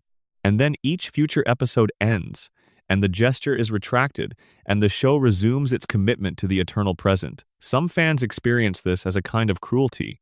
The show shows you the destination and then removes the road. It lets you see who these people could be and then denies them the time to get there. And the denial, repeated across 30-plus years of occasional future glimpses, starts to feel less like a production constraint and more like a choice with emotional implications. Other fans experience the future episodes as the show at its most generous. They are gifts, these visions, limited, temporary, returnable. But while they last, they let you see your people in full, grown and complicated and loved and loving, standing in a future that feels real even though it cannot be. And perhaps the fact that the gift must be returned is what makes it worth giving. Section 9. The Flanders Family Secrets. You know Ned Flanders. You have always known him. The relentlessly cheerful, relentlessly devout, relentlessly pleasant neighbor who absorbs every catastrophe with a smile and a prayer and a willingness to see the best in everyone, including Homer, who has treated Ned with a casual dismissal that borders on cruelty for 3.5 decades. Ned is easy to read as a simple character. He is the foil, the good person against whom Homer's chaos is measured, the straight man who provides the comedy with a wall to bounce off. And in the show's earliest seasons, this is largely what he was. But over time, across a series of episodes that explored him with increasing depth, Ned Flanders became something considerably more complex and considerably more uncomfortable. The first crack appeared in Season 8's Hurricane Nettie, and it is one of the most important episodes the show has ever produced for understanding what Ned actually is beneath the pious cheerfulness. A hurricane destroys Ned's house. The community rallies to rebuild it, And the rebuild is such a disaster, so poorly executed, so thoroughly inadequate, that the rebuilt house collapses immediately, and Ned snaps. What comes out of Ned in that moment is not what you would expect if you had been watching the show on its surface level. He does not become angry in a conventional way. He becomes something more like honest. The things he says to the people of Springfield in that scene are the things he has been holding inside across every interaction we have witnessed. Every moment where Homer did something terrible and Ned responded with grace. Every situation where Ned was treated badly and found a theological framework to excuse it. All of that compression releases at once, and the result is raw and specific and, in its way, completely earned. And then Ned is institutionalized. The psychiatric facility sequences that follow are where the episode becomes genuinely significant because the explanation for Ned's behavior that emerges in therapy is not what the audience expected. Ned was not always this way. He was not born with the capacity for infinite patience and relentless positivity. As a child, he was wild, uncontrollable. His beatnik parents, too committed to their philosophical rejection of discipline to provide any actual structure, had created a child who could not regulate his own behavior. And a psychiatrist had spent years conditioning that behavior out of him, working with young Ned until the uncontrollable child was replaced by a man who could not express anger, could not assert himself, could not say the things he actually thought and felt, because every mechanism for expressing those things had been systematically suppressed. Ned's niceness is not a character trait, it is a therapeutic outcome. It is what happened when someone spent years teaching him that his authentic emotional responses were unacceptable and needed to be replaced by something more socially manageable. This revelation should change how you watch every scene Ned has ever appeared in. And for many fans it does. Every moment of Ned's patience becomes slightly more disturbing in retrospect. Every forgiveness feels less like grace and more like conditioning. The smile that Ned maintains through every provocation starts to look less like faith and more like suppression, like a man holding a door closed against something that is always trying to get out. The show handled this material with more sophistication than the reveal itself might suggest. Hurricane Nettie does not reduce Ned to a case study. It uses the revelation to add complexity, rather than to replace one simple reading with another simple reading. Ned is still Ned after the episode ends. He is still devout, still kind, still willing to see the best in people. But the source of those qualities is now visible in a way it was not before, and that visibility changes their meaning. The debate in the fan community around Hurricane Nettie involves several related questions. The most fundamental, was the show right to explain Ned? Was the mystery of his characterological goodness more interesting than any explanation for it could be? Because before Hurricane Nettie, Ned existed as a kind of pure comic and moral contrast. He was simply good, in the way that a character in a certain kind of story is simply good, without the messiness of psychology or history to complicate it. And that simplicity was part of what made him useful. Homer's chaos required a fixed point to bounce off. Ned was that fixed point. After Hurricane Nettie, the fixed point has a history. And a history, for a character like Ned, means vulnerability. It means the goodness is not bedrock. It is something that was built, and could in theory be unbuilt. And the question of what would happen if it were unbuilt, if Ned's conditioning failed permanently rather than momentarily, hangs over every subsequent Ned appearance. The show has gestured toward this question without answering it, which is probably the right choice. The aftermath of Hurricane Nettie was handled well, with Ned returning to his characteristic presentation while carrying a new weight that the viewer could now see, even if the other characters could not. But the show wisely did not pursue the darkness of the Ned premise into genuinely traumatic territory. The second great revelation about the Flanders family comes not from Ned's psychology, but from his domestic life, specifically from the death of Maud Flanders. Maud was killed in season 11 by a t-shirt cannon at a stock car race. The episode is not particularly well remembered as a piece of writing, but the death itself was significant for reasons that extend beyond the episode in which it occurred. Because the death of Maud forced the show to deal, for the first time in a sustained way, with grief. Not the comedic grief of characters who bounce back in the same episode, but sustained, ongoing grief that existed across multiple episodes and across multiple seasons. Ned without Maud was a genuinely different character from Ned with Maud. He was lonelier, He was more clearly in need of the community that had always existed around him. The show had to find a new emotional ground for him to stand on. It did so imperfectly. Some of the post-Maud Ned storylines were handled with the depth the situation deserved.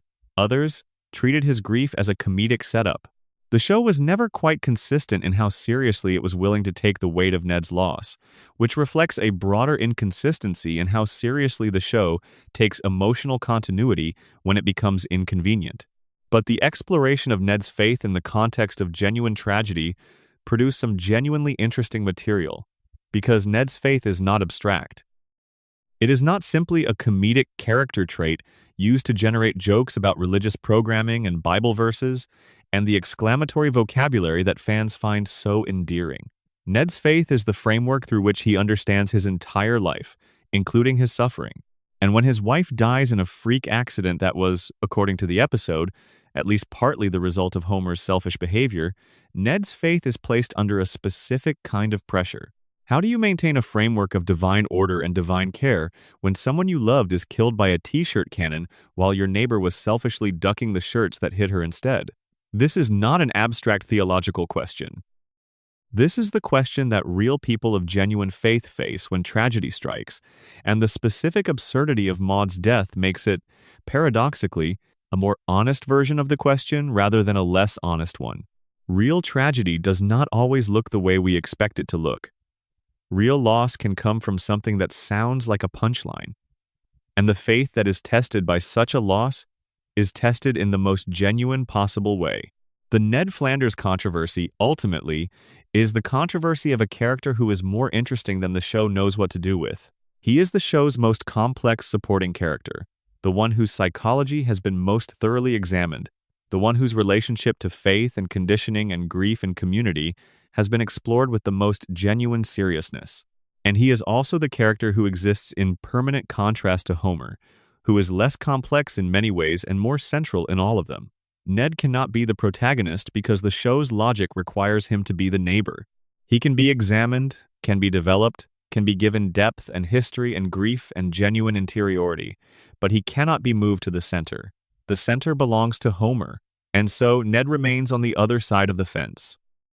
More fully realized than most of the show's main cast, more thoroughly a product of careful character work than he usually gets credit for being, and permanently located in a supporting position that requires him to be available for Homer's needs whenever Homer needs him, which is perhaps the most perfect expression of Ned's situation that the show could have designed. A man who was conditioned to suppress his own needs in service of everyone around him, living in a narrative position that requires him to suppress his own narrative in service of the protagonist next door. The fence between their houses is not just a set piece. It is the architecture of Ned's existence. And the show has been kind enough, at least occasionally, to let him stand at that fence and tell you something true about what it costs to be the good man in a story that belongs to someone else. Section 10. Lisa's Springfield, the town that crushed a genius.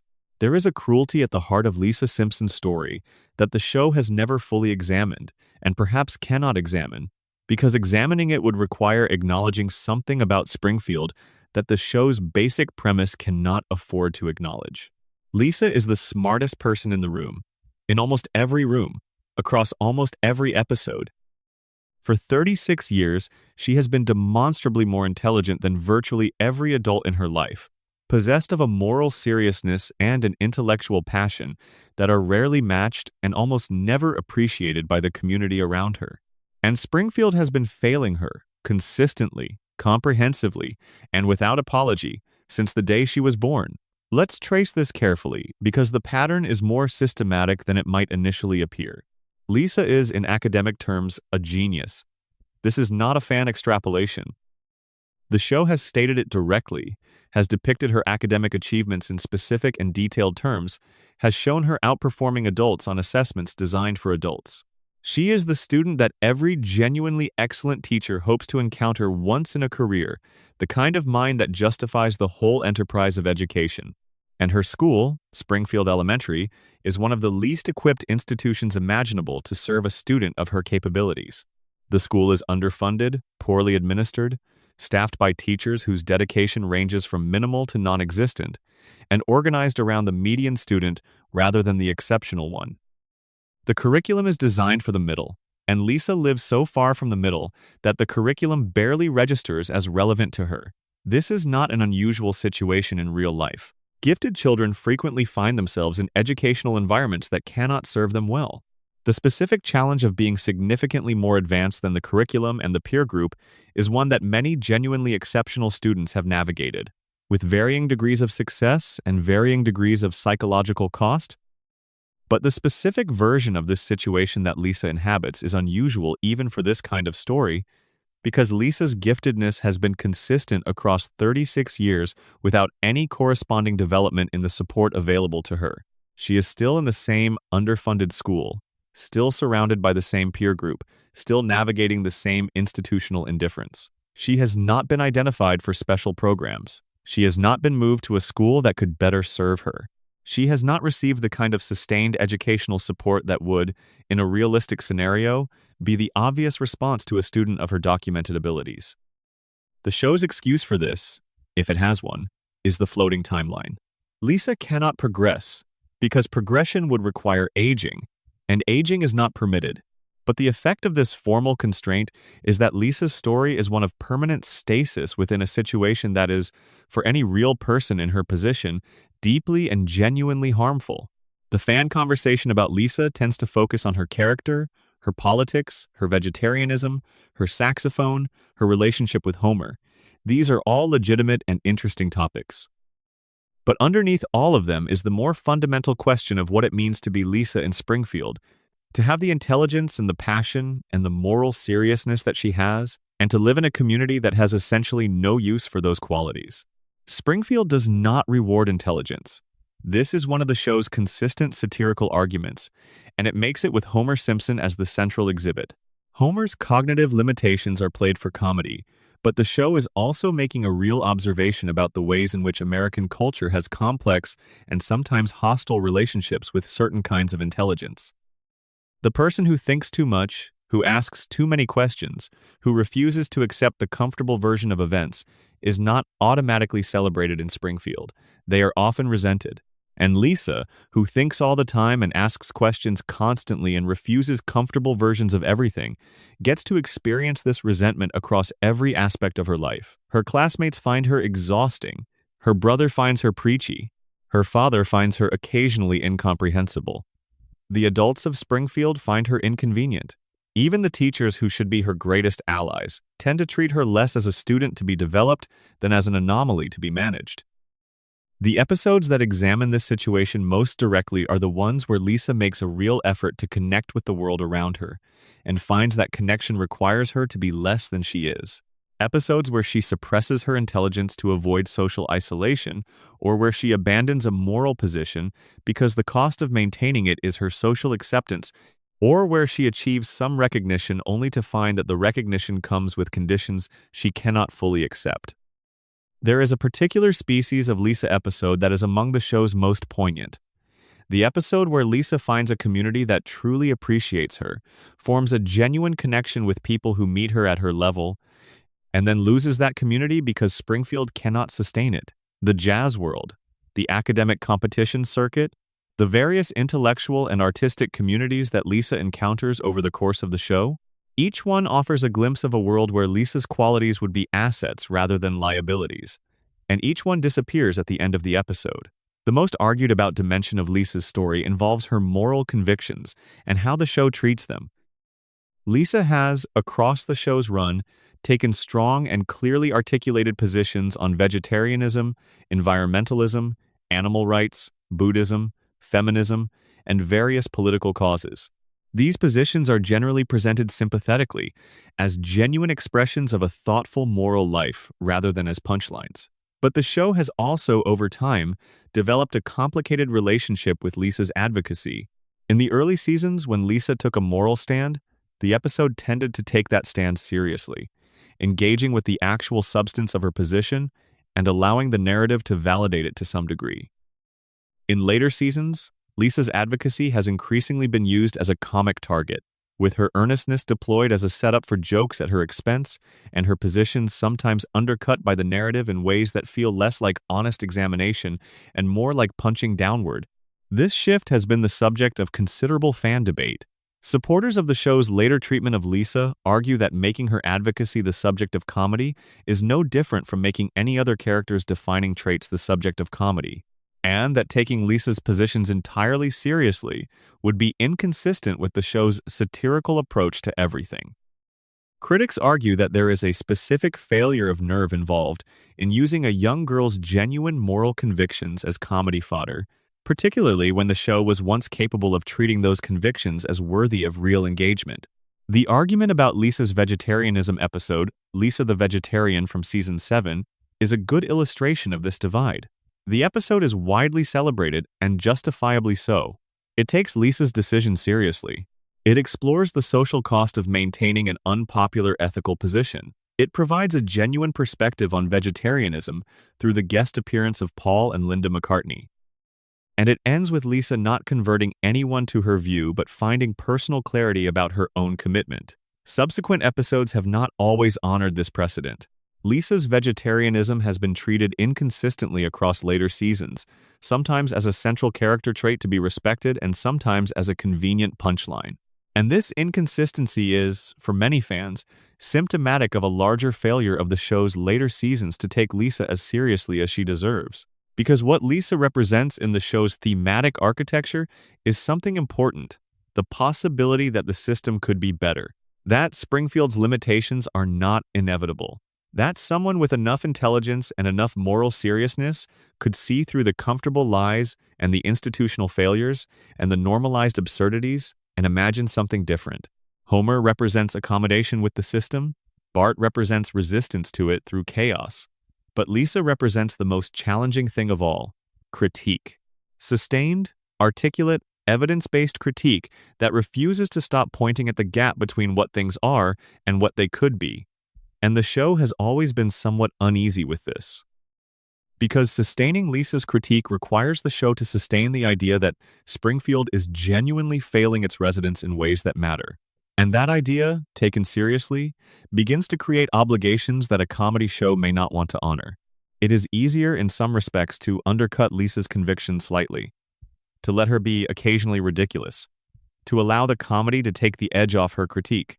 Because if her critique is entirely valid, if Springfield is doing to Lisa exactly what the evidence suggests it is doing, then the show is making an argument about real institutions and real communities that goes considerably further than most comedy is willing to go. The Lisa controversy is ultimately a controversy about what the show owes its most honest character. Lisa sees Springfield clearly. She sees the failures and the compromises and the normalized inadequacy that everyone else has learned to ignore. And the show has been making a choice for 3.5 decades about how much to honor that clarity and how much to use it as the setup for a joke. The choice has not been consistent, and the inconsistency, more than any specific episode, is where the real argument lives. But here is what is not inconsistent across every season, every retcon, every tonal shift, every moment where the show undercuts her earnestness or validates her convictions or something in between. Lisa keeps playing her saxophone. She keeps asking questions that do not have comfortable answers. She keeps refusing to accept the version of Springfield that everyone else finds sufficient. And the saxophone at the end of each episode is still the most emotionally true sound in Springfield. Not because it is beautiful, though it is, but because it is honest. It is the sound of someone processing what she sees and feels through the only language that is big enough to hold it. Lisa is 8 years old. She has been 8 years old for 36 years. She has spent 36 years being the smartest person in a room that does not know what to do with her. And she has never stopped playing. That is the most Springfield thing about Lisa, the most Simpsons thing about her story. The persistence in the face of an environment that offers nothing to persist toward. The hope, maintained without evidence, that someday the music will reach someone who needs it. It always has. Across 36 years and nearly 800 episodes, in living rooms and bedrooms and late-night viewing sessions and early morning reruns, that saxophone has reached people who needed it. People who recognized something in Lisa's story. People who were also the smartest person in a room that did not know what to do with them. Springfield failed Lisa. But Lisa, in the way that the best characters always do, transcended Springfield. She stepped through the screen and into the imagination of everyone who ever felt the specific loneliness of seeing too clearly in a world that preferred comfortable blindness. And that is the thing about The Simpsons. When everything else is said and done, when all the controversies are examined and all the mysteries are explored, and all the theories are considered and set aside, the show is imperfect. It is inconsistent. It has betrayed its own best instincts and failed its own best characters on more occasions than its defenders would like to admit. But it has also produced something that 36 years of television almost never produces: characters who feel real enough to be failed by and loved anyway. Homer falls down and gets back up. Marge holds everything together with patience that has its own secret costs. Bart rebels against a world that asks him to be smaller than he is. Maggie watches everything from behind her silence. And Lisa plays her saxophone in a town that has never quite been able to hear it. The controversies are real, the failures are real, the arguments are worth having. And Springfield is still there, whenever you need it. The same house on the same street in the same impossible town. The same family on the same couch, waiting for you to come home. Thank you for spending this time in Springfield with me tonight. Wherever you are, whatever time it is when you watch this, I hope the night is gentle and the stories were good company. Sleep well. Springfield will be here when you wake up. It always is. End of script. Total estimated word count, approximately 42,500 words. Section 11. The mystery of Springfield's economy. Who actually pays for any of this? Let's talk about money for a moment. Specifically, let's talk about the extraordinary financial reality of Springfield, which is a town that somehow maintains a functioning economy despite the fact that virtually every institution within it appears to be perpetually on the edge of collapse. Springfield has a nuclear power plant that generates revenue for Mr. Burns and presumably pays the salaries of its employees, including Homer, who earns a wage that has been depicted as both sufficient for comfortable middle-class life in some episodes and laughably inadequate in others. The town has a mayor's office and a police department and a fire department and a school system and multiple hospitals. It has a monorail that was built from the proceeds of a single town meeting donation, which funded an entire mass transit infrastructure from a one-time community fund. It has a tire fire that has been burning for decades. It has had an NFL franchise, a theme park, and at various points a functioning harbor. The financial logic of Springfield has never been internally consistent, and this has been a source of comedy from the show's earliest seasons. Homer's salary is whatever the current episode needs it to be. The school is either adequately funded or catastrophically underfunded, depending on what the story requires. Mr. Burns is either impossibly wealthy or momentarily vulnerable to financial pressure, depending on the demands of the plot. But the Springfield economy debate goes considerably deeper than continuity errors about Homer's paycheck, and it connects to some of the show's most interesting recurring arguments about class in America. The show has been consistently interested in the specific kind of financial anxiety that defines Homer and Marge's world. Not poverty, not wealth, but the perpetual middle-class precariousness that comes from having just enough to manage and being perpetually aware that just enough is never very far from not enough. Homer and Marge own their house, but the mortgage has been refinanced so many times that the precise terms of their ownership are unclear. Homer has a job that pays enough to support his family, but the margin between adequate and inadequate is narrow enough that a single lost shift or unexpected expense can throw the whole system into crisis. This is one of the show's most consistently accurate portraits. The specific financial texture of the Simpson household, the combination of apparent stability and underlying fragility, is one of the most precisely observed things in the entire series. Episodes that explore Homer's financial situation tend to ring true in ways that go beyond comedy. The specific stress of being unable to afford something your children want, the specific humiliation of financial failure in a context where you were supposed to be the person who could handle things, the specific relief of a problem that resolves itself, and the specific dread of knowing the next problem is already forming. Homer's relationship with money has a particular quality that distinguishes it from the simple comedy of a character who cannot manage their finances. Homer does not waste money in the conventional sense of the word. He does not make extravagant purchases or pursue expensive vices in the way that would make his financial difficulties straightforwardly his fault. His money problems tend to arise from bad luck, from the costs of being Homer in a world that Homer-shaped disasters are expensive to navigate, and from the specific kind of impulsive generosity that is both one of his best qualities and one of his most financially consequential ones. The contrast with Mr. Burns could not be more complete. Burns's wealth is not earned in any sense that the show presents as legitimate. It is inherited, accumulated through monopolistic control of essential infrastructure, maintained through the suppression of competition and the corruption of public institutions. Burns does not create wealth. He concentrates it, drawing it toward himself through mechanisms that serve him and diminish everyone around him. The show has made this argument consistently and explicitly, and it is one of the places where its satire has been most confident and most specific. The Springfield economy is not a free market. It is a controlled economy whose controls serve Burns, and the residents of Springfield participate in this economy, without the ability to meaningfully opt out, because Burns controls the essential infrastructure on which their lives depend. Their power comes from his plant. Their employment depends on his facility. Their community depends on the economic activity that his operation generates. This is a portrait of monopoly capitalism that the show has been drawing since its first season, and it has never flinched from the essential point. The economy of Springfield serves the interests of the person who owns its fundamental infrastructure, and the people who work within that economy have very little leverage to change this arrangement. Homer's financial anxiety is not incidental.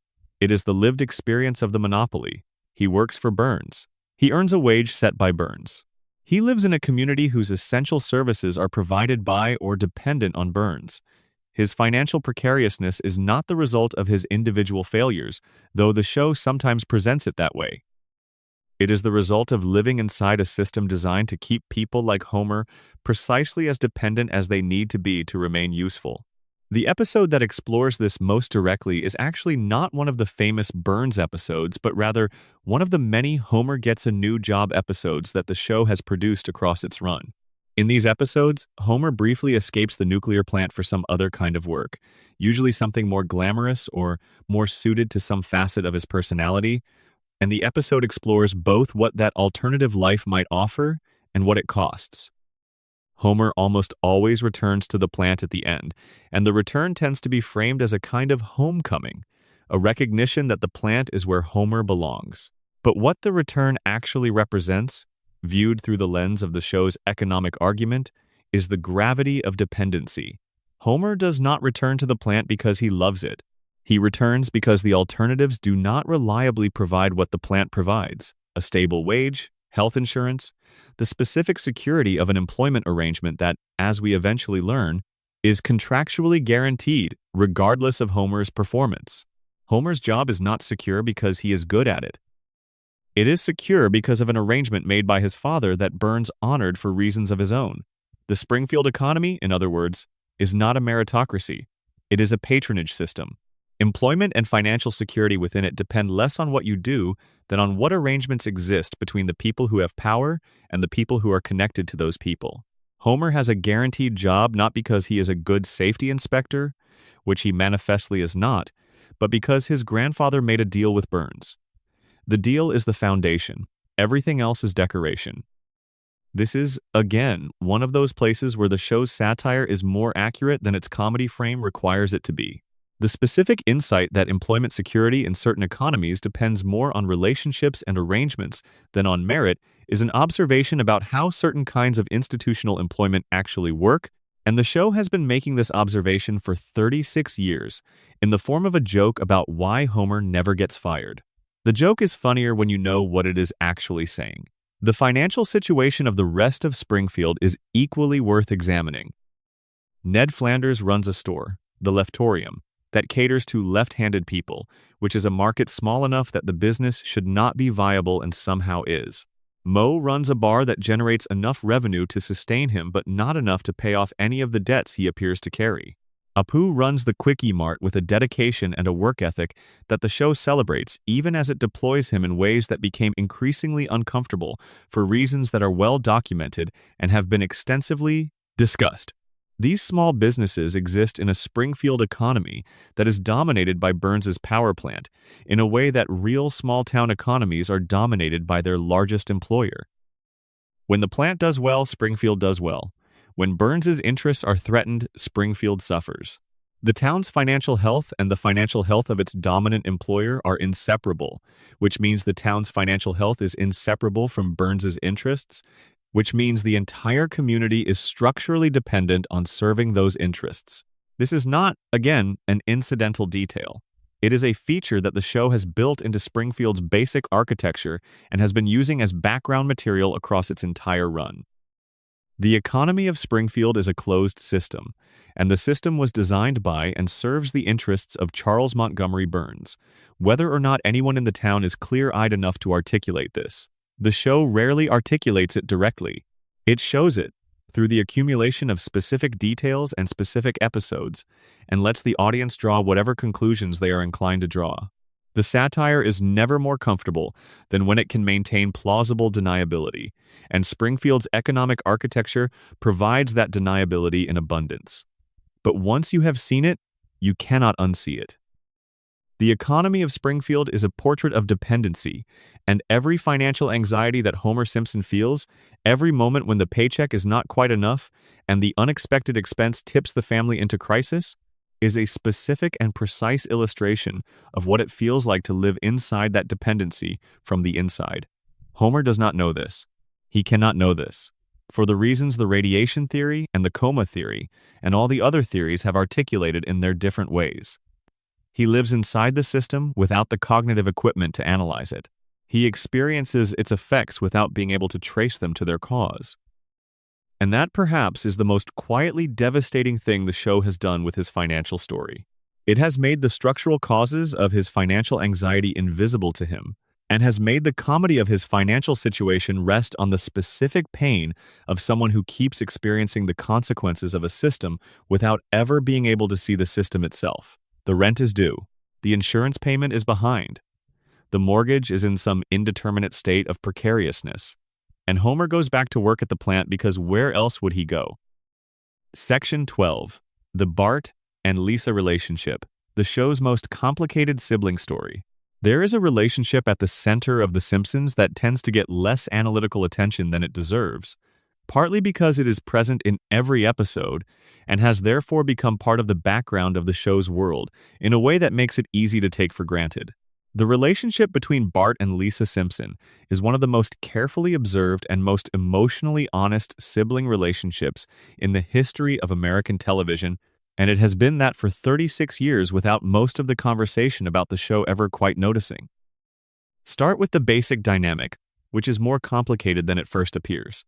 Bart and Lisa are opposite in almost every significant respect. Where Bart is impulsive, Lisa is deliberate. Where Bart excels at social navigation, at reading people and situations and finding the angle that works in any given context, Lisa excels at formal knowledge and analytical thinking.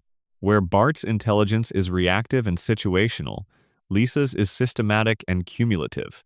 Where Bart's relationship to authority is one of creative and energetic resistance, Lisa's is one of frustrated engagement. She wants the institutions to work and is constantly disappointed that they do not. These oppositions generate comedy in the obvious ways. Episodes that throw Bart and Lisa together in situations that require both of their specific skill sets tend to work very well, because their complementary limitations create problems that neither of them could solve alone and that both of them together, grudgingly, can navigate. The grudging is important. The navigation works because neither of them enjoys needing the other, which is one of the most honest things the show has captured about sibling relationships. But underneath the comedy and the opposition, there is a bond between Bart and Lisa that the show has been documenting, with more care and more consistency than the relationship gets credit for, since its earliest seasons. It is not a bond built on shared interests, which they do not have, or on mutual admiration, which they extend only reluctantly and never for long. It is built on something more fundamental, the specific kind of loyalty that comes from being the people who know each other best, who have been witnesses to each other's worst moments and best moments and everything in between. who have no choice but to inhabit the same family and have long since decided that inhabiting it together is better than the alternative. The episodes that capture this most directly are often not the ones that announce themselves as being about the Bart-Lisa relationship. They tend to be episodes where the central storyline puts one of them in a position of genuine vulnerability and the other has to decide what to do about it. And in almost every case across 36 years, what the other one does is show up, imperfectly, reluctantly, while maintaining their established posture of sibling irritation, but show up. Bart showing up for Lisa happens in ways that the show tends to underplay in favor of the comedy, which has the effect of making the moments when he does it feel all the more genuine. There is a Bart who mocks Lisa's saxophone practice from the other side of a door, and there is also a Bart who, when she is genuinely struggling with something, finds a way to address that struggle in the specific register available to him, which is usually practical rather than emotional, specific rather than general, and comes without any of the language of support that Lisa might prefer but with the substance of it. Lisa showing up for Bart tends to involve her intelligence being deployed on his behalf, which she does with the specific combination of condescension and genuine investment that characterizes her best moments with him. She does not help Bart because she approves of him. She helps Bart because he is her brother, which is a different basis for assistance and in some ways a more solid one. The episode that most perfectly captures what the Bart-Lisa relationship actually is, in the view of many fans, is Season 3's Radio Bart, in which Bart falls down a well and the town organizes a rescue effort. The episode is a parody of media-driven rescue spectacles, and it is very funny. But what gives it its emotional weight is the smaller, quieter thread running underneath the comedy. Lisa's response to Bart being in genuine danger. She does not handle it well. She is scared in a way that the episode does not discuss directly because Lisa is not a character who tends to discuss her feelings about Bart directly.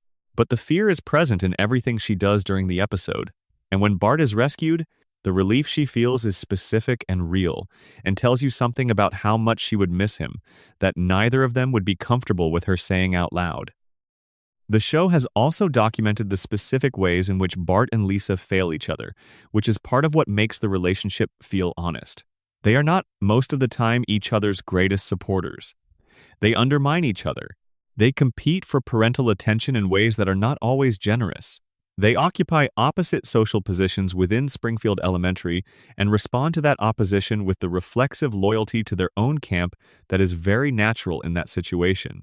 Lisa has tried to undermine Bart academically, been caught, and had to reckon with the knowledge of what she is capable of when her competitive instincts take over. Bart has taken pleasure in Lisa's failures and embarrassments in ways that are recognizably sibling behavior and also not entirely kind. They are genuinely capable of hurting each other, which is part of what makes their moments of genuine solidarity feel meaningful rather than simply sweet. The cultural conversation about Bart and Lisa tends to focus on their individual qualities and what each of them represents. Bart as the rebel, the creative spirit, the embodiment of a certain kind of American childhood energy. Lisa as the intellectual, the moralist, the person the show uses to say the things it wants to say. These are not wrong readings, but they tend to abstract the siblings from their relationship with each other, treating them as individual symbols rather than as two specific people who have been stuck with each other for 3.5 decades and have, in the process, become irreplaceable. The floating timeline has an interesting effect on this relationship. Because Bart and Lisa are perpetually at the ages they were when the show began, their sibling dynamic is also frozen. The specific tensions and specific affections of their relationship are the tensions and affections of a 10-year-old and an 8-year-old, maintained with perfect consistency across 3.5 decades. Real siblings, of course, change. The sibling relationship changes as the people in it age and develop and encounter the experiences that shape them. The tensions that define the relationship at 10 look very different from the tensions that define it at 20 or 30. And the show cannot allow this because the show cannot allow them to be 20 or 30. But the future episodes offer glimpses of what the Bart-Lisa relationship might become if it were allowed to age. And what those glimpses tend to show is that the essential quality of the bond persists across the years, even as the specific tensions and specific affections evolve. The adult Bart and adult Lisa who appear in the show's imagined futures are different from their childhood versions in the ways that real siblings are different as adults. more complicated, more able to see each other clearly, more aware of each other's limitations, and, underneath all of that, still fundamentally each other's oldest witnesses. They know each other the way only siblings can know each other, from the inside, from the beginning, from the specific vantage point of people who were there for all of it and who, whatever their differences, cannot pretend that the other person is a stranger. The show has been telling this story for 36 years without always acknowledging that it is the story it is telling. The relationship between Bart and Lisa is present in every episode they share, doing its quiet work, building its unacknowledged record of mutual witness and mutual loyalty, and the specific comedy and the specific pain that only comes from people who have been in each other's lives long enough to know exactly where the sore spots are. In a show full of controversies and mysteries and unresolved debates, the Bart-Lisa relationship is one of the things that has been consistently and honestly true. They are not friends, exactly. They are not enemies, though they sometimes behave like it. They are something more specific than either of those categories. They are each other's constants, the people who will always be there when the episode ends and Springfield resets and the next Sunday comes around. And that is, in the end, one of the most human things about the most famous cartoon family in the world. The sibling who drives you absolutely insane is also the sibling you would do anything for, and the space between those two facts is where the whole relationship lives. Section 13. The show within the show, Itchy and Scratchy's Dark Mirror. Inside The Simpsons, there is another show. Bart and Lisa watch it. The children of Springfield watch it.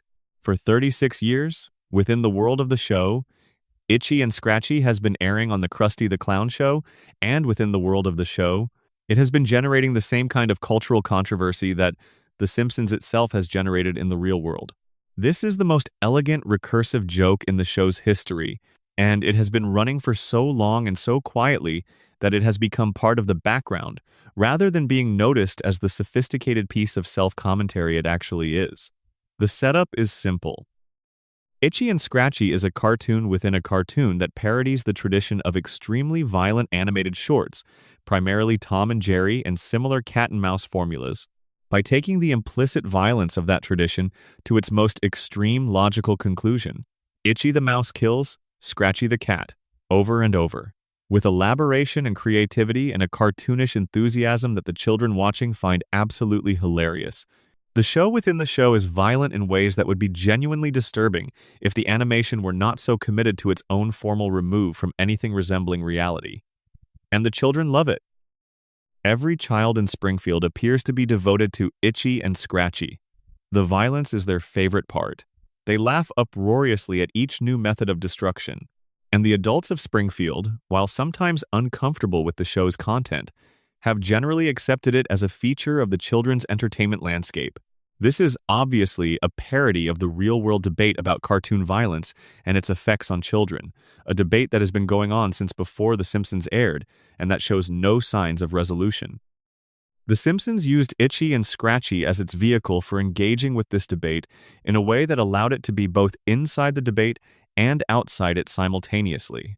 The show could satirize the controversy about cartoon violence, while producing a piece of content that was itself the subject of the controversy. It was satirizing. The episode that most directly engaged with this metastructure was Itchy and Scratchy and Marge, in which Marge leads a campaign against the cartoon's violence after Maggie hits Homer on the head with a mallet, apparently inspired by what she watched on television. Marge's campaign is successful. She achieves censorship of the most violent elements of Itchy and Scratchy, and the show is transformed into something bland and inoffensive. And then, the episode turns. The same community that supported Marge's campaign against cartoon violence demands her support when Michelangelo's David, a piece of genuine art with genuine nudity, is scheduled to be exhibited at the Springfield Museum. Marge refuses to join this campaign because Michelangelo's David is art, and her refusal allows the episode to make its actual point. The line between art and obscenity is not where any particular community agrees to draw it, and the instincts that lead people to protect children from certain kinds of content can lead, if not carefully examined, to the censorship of things that genuinely deserve protection. This is a sophisticated argument, handled with the lightness that the show's best satirical moments always achieve. You are laughing while the argument lands, and the argument lands more effectively because you are laughing. But the itchy and scratchy metastructure does something else as well, something that the fan community has noted and discussed at considerable length. Itchy and Scratchy, within the world of The Simpsons, is a show that has been running for a very long time and has gone through various creative phases, including phases of decline and renewal and controversy, that mirror the experience of The Simpsons itself in the real world. When The Simpsons wanted to engage with its own creative trajectory, with its relationship to its audience, with the pressures of commercial production and critical reception, and the specific difficulties of maintaining quality across a very long run, it sometimes did so through the vehicle of Itchy and Scratchy rather than directly. Episodes in which Itchy and Scratchy undergoes a controversial creative change, and the audience reacts strongly, tend to be episodes in which the show is also engaging, obliquely, with something it has experienced or expects to experience in its own right. The most famous example of this is the episode in which a new character, Poochie, is introduced to the Itchy and Scratchy show. Poochie is everything that network executives have convinced themselves young viewers want. He is edgy, he is in your face, he is hip in the most calculatedly corporate sense of the word. He is the result of extensive market research and the complete absence of any genuine creative instinct. And the audience hates him with the specific vehemence that audiences reserve for things that are obviously trying too hard. The Poochie episode is one of the most explicitly self-aware things The Simpsons has ever done, because it is clearly also about The Simpsons. The show is using Poochie to articulate something it could not articulate directly, the specific kind of creative failure that comes from trying to give an audience what market research says they want, rather than what genuine creative engagement might provide. The Poochie arc is a cautionary tale about the difference between understanding your audience and trying to manipulate them, and the show tells it through the vehicle of a show within a show, precisely because that vehicle gives it the plausible deniability to say something true about its own situation. Itchy and Scratchy is the show's dark mirror. It occupies the same cultural position within Springfield that The Simpsons occupies in the real world. A long-running, beloved, controversial piece of entertainment that children adore and adults have complicated feelings about, that has been through its own cycles of creative vitality and creative struggle, that has generated its own debates about content and influence and responsibility. And the show uses that mirror to look at itself in ways that it cannot look at itself directly. This is a remarkably sophisticated thing for a comedy to do, and it has been doing it so consistently and so quietly that it rarely gets the credit it deserves. The Simpsons has been commenting on its own cultural position, its own creative challenges, and its own relationship with its audience through the proxy of Itchy and Scratchy for 36 years, and most of the audience has been absorbing that commentary without necessarily noticing that it was there. The controversies within the show around Itchy and Scratchy mirror the controversies around The Simpsons itself. Debates about whether the content is appropriate for children, debates about whether changes to the show are improvements or betrayals, debates about the relationship between commercial pressure and creative integrity, debates about who gets to decide what a piece of popular entertainment is responsible for. And the show's consistent position, expressed through its treatment of these debates, is that the answers to these questions are never as simple as the people having the debates tend to assume. The violence in Itchy and Scratchy does not cause specific measurable harm in Springfield's children, or at least the show never presents evidence that it does.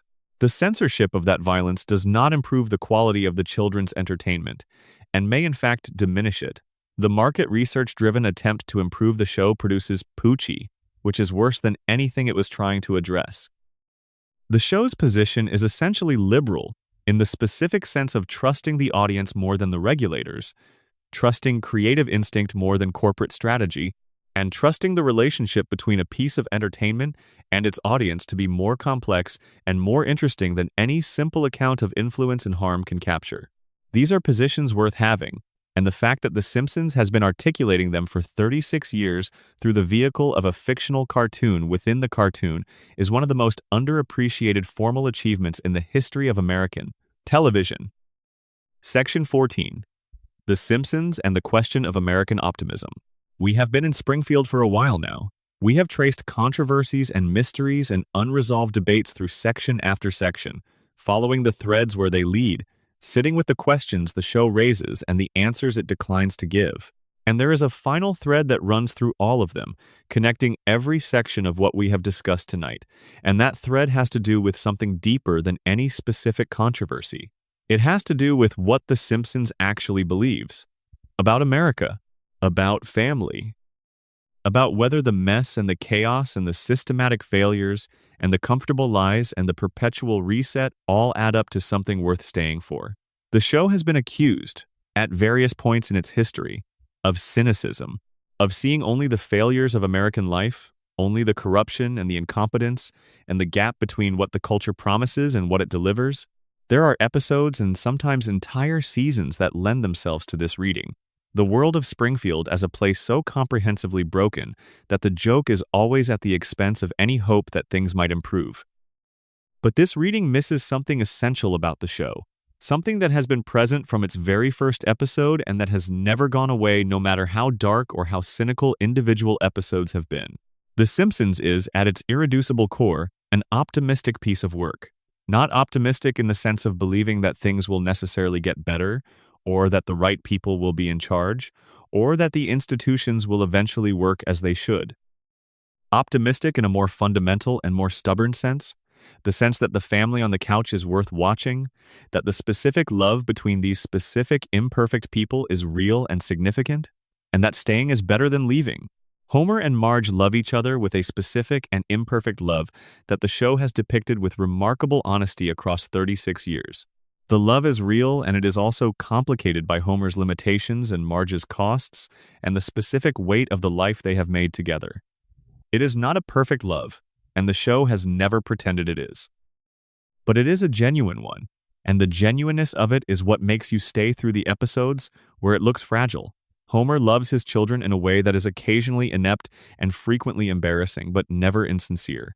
His love for Bart, for Lisa, for Maggie, is one of the most consistent things in the show, one of the few things that never gets revised or complicated or subjected to the satirical treatment that everything else receives.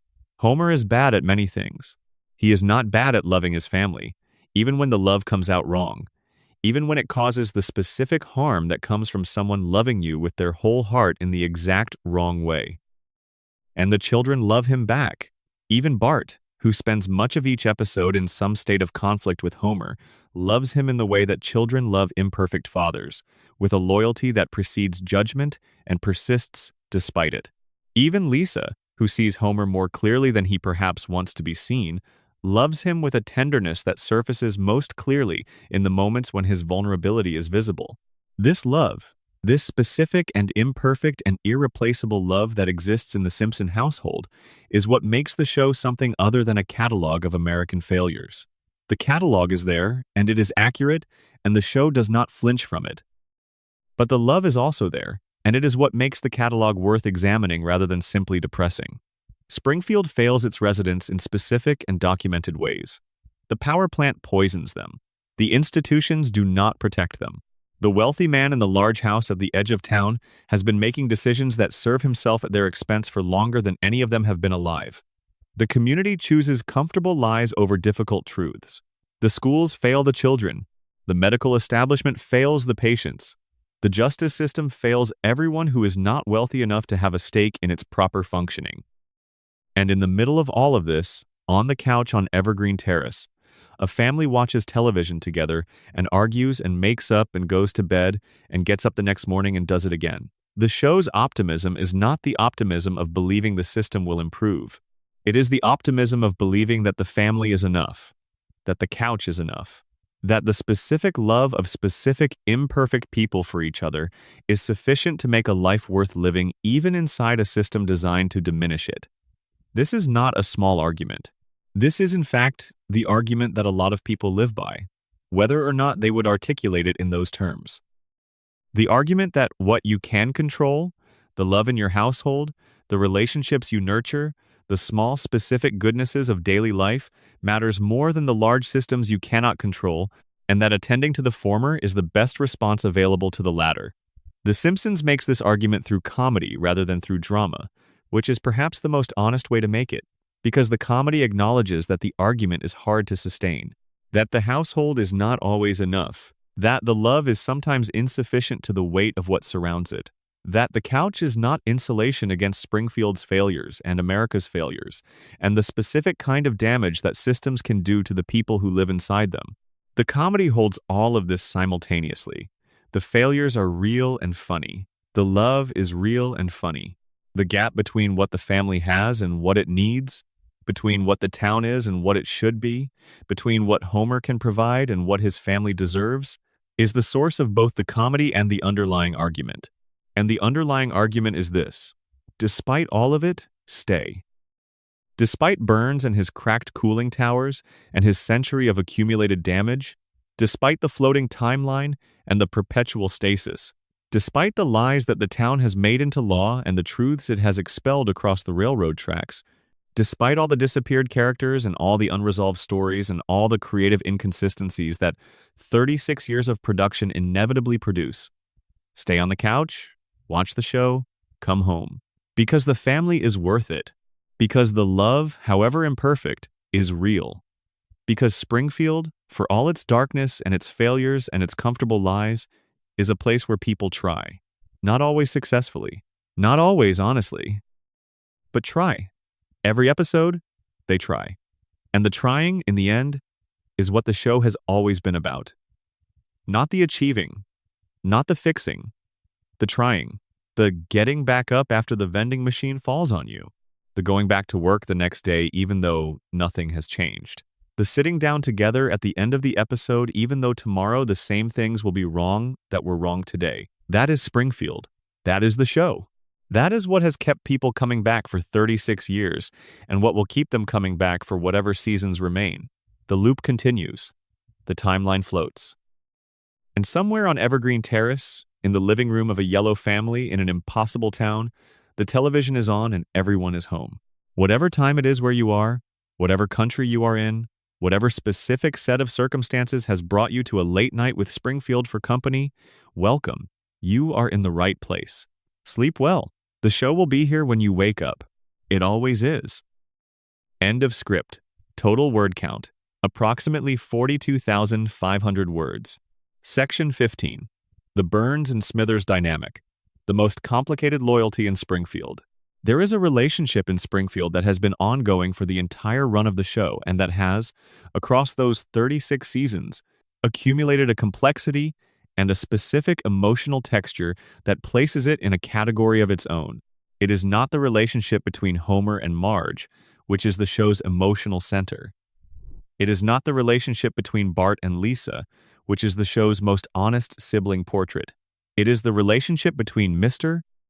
Burns and Waylon Smithers, which is, when you examine it carefully, one of the most psychologically strange and most genuinely fascinating character dynamics in the history of American television. Smithers is Burns's personal assistant. This is his official function in the world of the show. He manages Burns's schedule, executes Burns's directives, serves as the intermediary between Burns and the rest of Springfield, and maintains the logistical infrastructure of Burns's daily life with a precision and a dedication that borders on the superhuman. He is extraordinarily good at his job. He is, in fact, so good at his job that the job barely begins to describe what he does. He is not simply Burns's assistant. He is, in a functional sense, the mechanism by which Burns continues to exist. The show has made this explicit. Burns's medical regimen, the weekly treatments that the Springfield Files episode established as the only thing standing between Burns and his many simultaneous fatal illnesses, depends on Smithers to administer and coordinate. Burns's empire depends on Smithers to function, because Burns's cognitive engagement with the details of his own operation is sporadic at best and frequently non-existent. Burns's physical safety depends on Smithers to ensure that someone who is physically among the most fragile beings in the show's universe does not come to harm in the course of his daily life. And Burns's emotional stability, such as it is, depends on Smithers being there. This dependence runs so deep that the show has on multiple occasions explored what happens when Smithers is not there, and the answer is always the same. Without Smithers, Burns rapidly becomes helpless. Not simply less effective. Helpless, unable to manage the basic logistics of his own life, unable to maintain the operation of his empire, unable to survive, in all likelihood, for very long. From one direction, this reads as comedy. The impossibly powerful billionaire is revealed to be entirely dependent on his assistant, unable to function independently, the literal antithesis of the self-made man he presents himself as. The joke is real and the show minds it well. From another direction, the same dynamic reads as something considerably darker. A man who has, over what may be over a century, created a situation of total dependency, in which the one person who truly understands his situation is also the one person whose departure would be fatal. Smithers is not simply Burns' assistant. He is the single point of failure in an entire system. And the system has been built this way deliberately, whether or not Burns was conscious of building it that way. The dimension of Smithers' character that the show handled with the most sensitivity and the most real delicacy across its best years is the dimension of his devotion to Burns as something more than professional loyalty. Smithers loves Burns. The show established this early and has maintained it across the entire run, navigating the specific complexities of depicting a character whose romantic devotion is directed at someone who is his employer, who appears to be largely unaware of it, or at least largely unwilling to acknowledge it, and who would, given his particular character, almost certainly be deeply uncomfortable with it if it were fully named. The show handled this with more care than might have been expected. The love that Smithers has for Burns is not played primarily for comedy, though it generates comedy. It is played as something genuine, something that has shaped Smithers' entire adult life, something that explains the specific nature of his devotion and the specific quality of his sacrifice. He has organized his existence around a man who cannot and will not love him back in the way he would want, and the show has never been glib about what that costs. The episodes that explored this most directly in the later seasons, episodes in which Smithers attempted to imagine a life outside Burns' orbit, were emotionally complicated in ways that the show does not always achieve with supporting character material. They showed a Smithers who was capable of happiness outside this specific relationship, who had qualities and a social self and a genuine life available to him, and who nonetheless kept returning to Burns because the devotion was more fundamental to his identity than the happiness that its absence might provide. This is a painful thing to observe in any character in any story, and the show observed it without condemnation and without sentimental resolution. Smithers stays with Burns because Smithers cannot be the version of himself he would most want to be outside the context of this specific relationship, and the show has never pretended this is entirely sad or entirely wonderful. It is simply true, in the specific way that certain things about certain people's lives are simply true. The question of what Burns actually feels towards Smithers has been one of the show's most carefully maintained ambiguities. Burns is not entirely indifferent to Smithers. He has shown, on specific occasions and in specific contexts, something that functions as genuine affection, or at least as genuine preference, a recognition that Smithers is different from every other person in his world and that the difference matters to him. But he has also shown a consistent inability or unwillingness to extend that recognition into any form of acknowledgement that Smithers would find meaningful. The Burns-Smithers relationship is, in the end, the show's most extended portrait of unrequited devotion, and it is more interesting than that description might suggest, because the devotion is not entirely unrequited. It is partially reciprocated in the specific ways that someone like Burns is capable of reciprocation, which are ways that are real but insufficient for the kind of relationship Smithers actually wants. The gap between what is given and what is needed is the space in which the entire dynamic lives, and that gap, maintained across 36 years of episodes, is one of the show's most consistent emotional threads, not the most prominent, not the one that gets the most attention or generates the most discussion, but one of the most genuine and one of the most honest about the specific ways that people can be essential to each other without being what each other needs. Section 16. Marge's Breaking Points, the most underexamined story in Springfield. Marge Simpson is the most durable person in Springfield. She has to be. She is the one who maintains the household while Homer cycles through crises. She is the one who manages the children's needs while also managing the marriage's needs and also managing her own needs, which tend to receive the least attention of all three. She is the one who, when everything threatens to collapse, finds the reserve to hold it together for one more episode, and then one more after that, and then one more after that. The show treats this durability as one of Marge's defining qualities, and it is. But the show has also, across certain key episodes and with varying degrees of sustained attention, examined what that durability actually costs. What is happening underneath the patience? What Marge is managing within herself that the surface presentation of reliable competence does not reveal. The episodes that examine this most directly tend to be the ones in which Marge breaks, or comes close to breaking. And what the show finds underneath the composure when the composure slips is genuinely interesting and genuinely important to understanding who this character is. Marge has, across the show's run, experienced episodes of genuine rage at Homer and at the specific nature of her life with him. She has experienced episodes of genuine despair about the gap between the life she lives and the life she might have lived in different circumstances. She has experienced professional ambitions that were awakened and then not sustained, personal projects that were begun and then abandoned to the demands of daily life, friendships that were formed and then not maintained because the time and energy required to maintain them was always being claimed by something else. The show has also documented Marge's anxiety in a way that feels more observationally precise than most television depictions of female anxiety. Marge is a worrier. This is established early and maintained consistently across the entire run.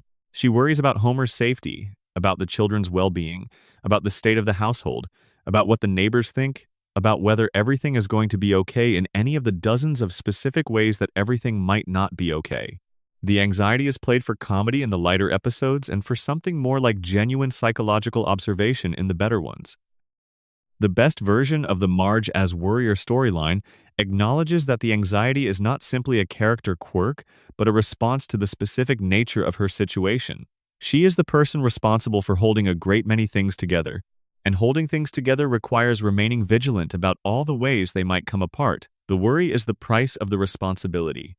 But the show has also, in its more honest moments, depicted the ways in which the anxiety exceeds the situation, the ways in which Marge's need for control and her need for everything to be okay is also a form of suffering that does not serve her. There are episodes where Marge's inability to tolerate uncertainty, to let things be less than fully resolved, to accept that some situations cannot be managed into acceptability, is itself the source of her difficulty rather than the solution to it. The Marge episodes that have generated the most fan discussion over the years are the ones where she comes closest to making a different choice. The episodes where she considers leaving, where she reaches the edge of what she can sustain and looks over it. The show has visited this territory more than once, and it has never allowed Marge to actually cross into it because the show's premise is the family's existence together, and Marge leaving would dissolve the premise. But the visits to that territory are important because of what they reveal. They reveal a Marge who is aware of the cost of her life with Homer, who can see clearly what she has given up and what she continues to give up, and who nonetheless chooses, every time, to stay. The choice is not presented as simple. It is not presented as obvious. It is presented as a genuine choice made by a person who understands what she is choosing and what she is declining to choose. And that, perhaps, is the show's most honest tribute to Marge. Not that she is long-suffering and unbreakable, but that she is a person who keeps making a specific choice under full awareness of its costs, and that the choice is never quite the same as not having any other option. The alternative life has been depicted. Marge has had the moment of possibility, the glimpse of a different arrangement, and she has looked at it and looked at what she already has and made her decision, every time, across 36 years. That is not passivity. That is a character whose central story is the perpetual, voluntary renewal of a commitment made under conditions that make renewal genuinely difficult. The show has not always given this story its full due. There have been seasons, and there have been episodes where Marge's depth has been subordinated to the needs of other storylines, where she has functioned as a prop in someone else's arc rather than as the fully realized person the show's best Marge episodes establish her to be. The inconsistency is real and worth naming, but the person is also real. And the person, when the show allows her to be fully herself, is one of the most complex and most honestly observed characters in the history of the medium. Not a saint, not a martyr. A woman making specific, costly, fully aware choices within the specific circumstances of her specific life, and finding in those choices a kind of meaning that the show has the grace not to over-explain. Marge Simpson is still holding everything together as of the most recent season. She has been holding everything together for 36 years. And the fact that she keeps doing it is not a statement about her limitations. It is a statement about her character in the fullest and most honorable sense of that word.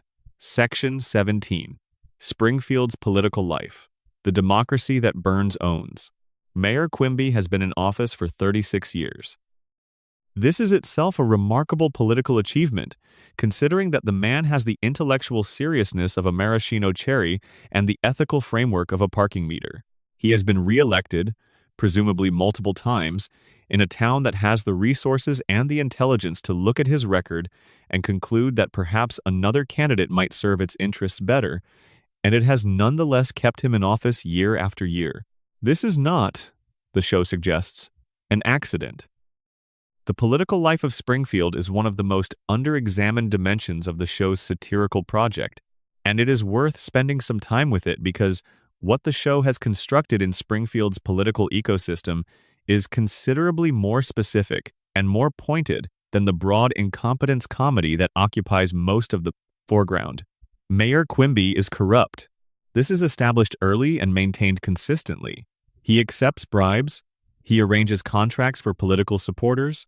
He makes appointments based on relationships rather than qualifications. He diverts public resources toward his own personal benefit. He is, in all of the specific ways that municipal corruption tends to operate, a genuinely corrupt official, and he keeps getting reelected. The explanation that the show provides, when it provides one, tends to be that the electoral system in Springfield is itself compromised in ways that make genuine democratic accountability impossible. The political machinery of the town, the machines that print ballots and the officials who count them, and the structures that govern who can run and under what conditions, are all operated by or beholden to interests that benefit from Quimby's continued incumbency. Burns most obviously, but others too. Fat Tony's organization has shown interest in political outcomes. Various other Springfield power centers have been depicted making their own accommodations with the official political structure. This is, again, a satirical exaggeration of real dynamics, and the show uses the exaggeration to make the real dynamics legible. Municipal corruption is not exceptional. It is a normal feature of many American political environments, operating through mechanisms that are exactly as the show depicts them, through relationships and arrangements, and the specific kind of mutual benefit that makes everyone who benefits from the arrangement unwilling to challenge it. The residents of Springfield who would most benefit from genuine democratic accountability, Homer and Marge and Ned and Apu and all the other ordinary people whose lives are most directly affected by Quimby's decisions and Burns's influence, are also the least well-positioned to achieve it. They lack the resources, the connections, and the organizational capacity to effectively challenge the existing arrangement. And the arrangement has been in place long enough that most of them have accepted it as the natural order of things, rather than as a political outcome that could in principle be different. There are episodes where Springfield politics come into direct focus, and the show's argument becomes more explicit. The episode involving Mr. Burns running for governor is perhaps the clearest statement of how the show understands the relationship between money and democratic power. Burns enters the political arena with essentially unlimited financial resources and an absolutely clear understanding of what political victory would mean for him. More power, fewer regulatory constraints on his operations, better protection for the arrangements that sustain his empire. And he nearly wins. The show does not make Burns's defeat easy or inevitable. It makes it contingent on a specific set of circumstances, including a specific act that reveals the true nature of his character at a critical moment. And even then, the defeat is narrow enough to suggest that, in a slightly different configuration of events, the outcome might have been different. This is honest. American political history is full of wealthy individuals who ran for office with the explicit intention of using public power to serve private interests, and many of them won. The show's depiction of Burns's gubernatorial campaign is not a fantasy of power defeating good intentions. It is a specific portrait of the dynamics that make such campaigns possible and the specific contingencies on which their defeat tends to depend. The political satire of The Simpsons has always been bipartisan in its targets and its critique, which is both a creative strength and, in the view of some fans, an occasionally evasive feature. The show has depicted Democratic and Republican politicians with equal comic contempt, has depicted political processes on both sides of the aisle as fundamentally governed by interests rather than principles, and has consistently presented the official political process as something that the ordinary residents of Springfield are largely spectators of rather than participants in. This even-handedness has been read both as satirical fairness, a refusal to allow any political tribe to claim the show as its own, and as a form of both-sidesism that obscures the specific ways in which political power and corruption actually operate. Both readings have merit.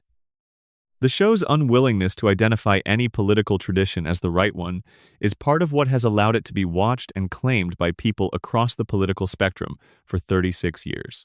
It is also, periodically, a way of avoiding the more pointed argument that the politics of power concentration tend to have a specific direction regardless of which party is nominally in charge.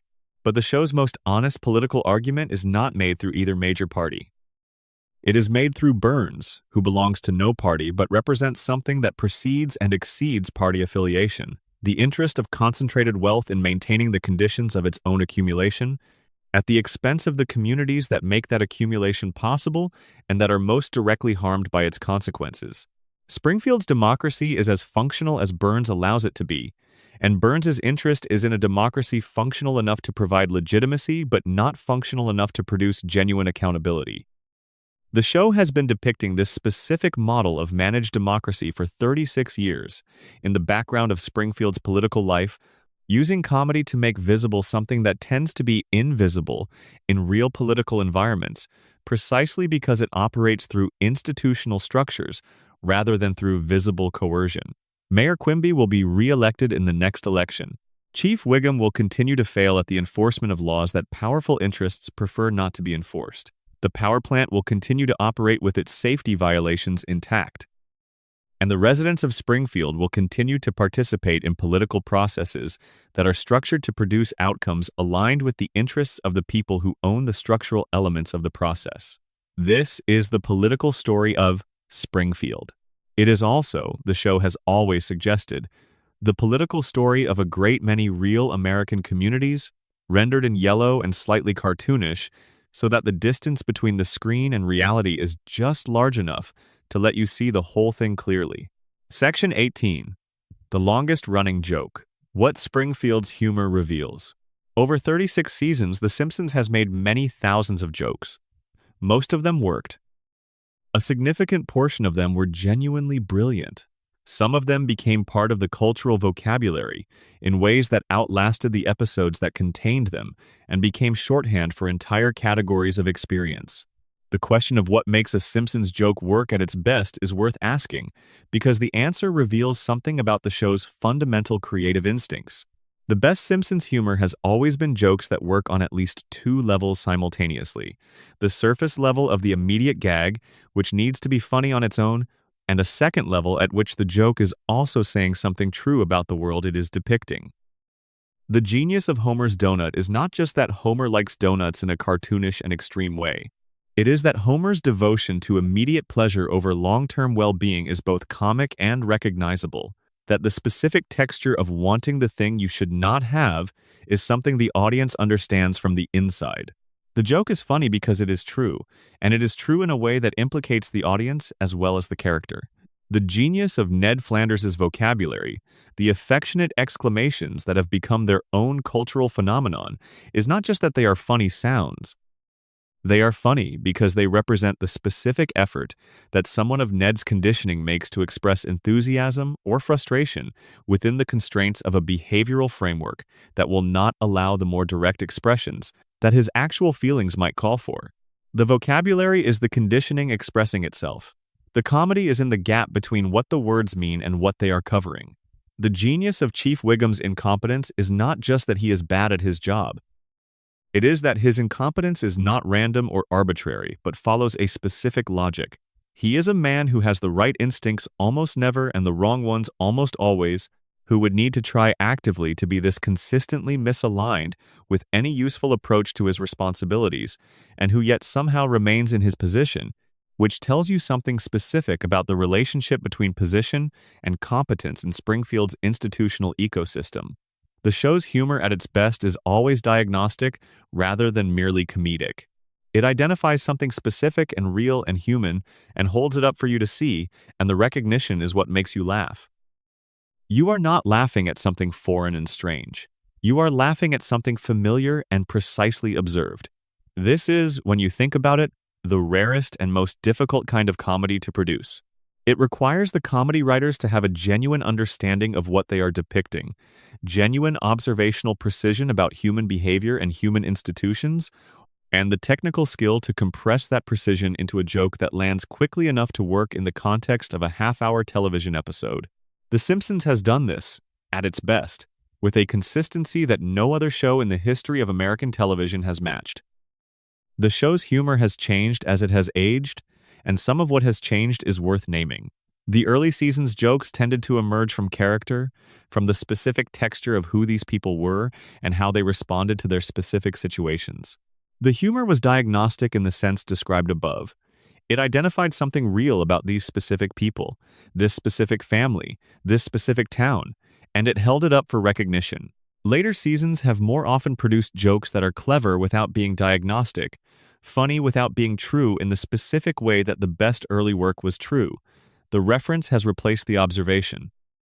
The callback has replaced the fresh perception. The show has accumulated a vocabulary of itself, a set of established jokes and established relationships that it can invoke rather than having to build fresh every time, and it has increasingly relied on that vocabulary as the seasons have progressed.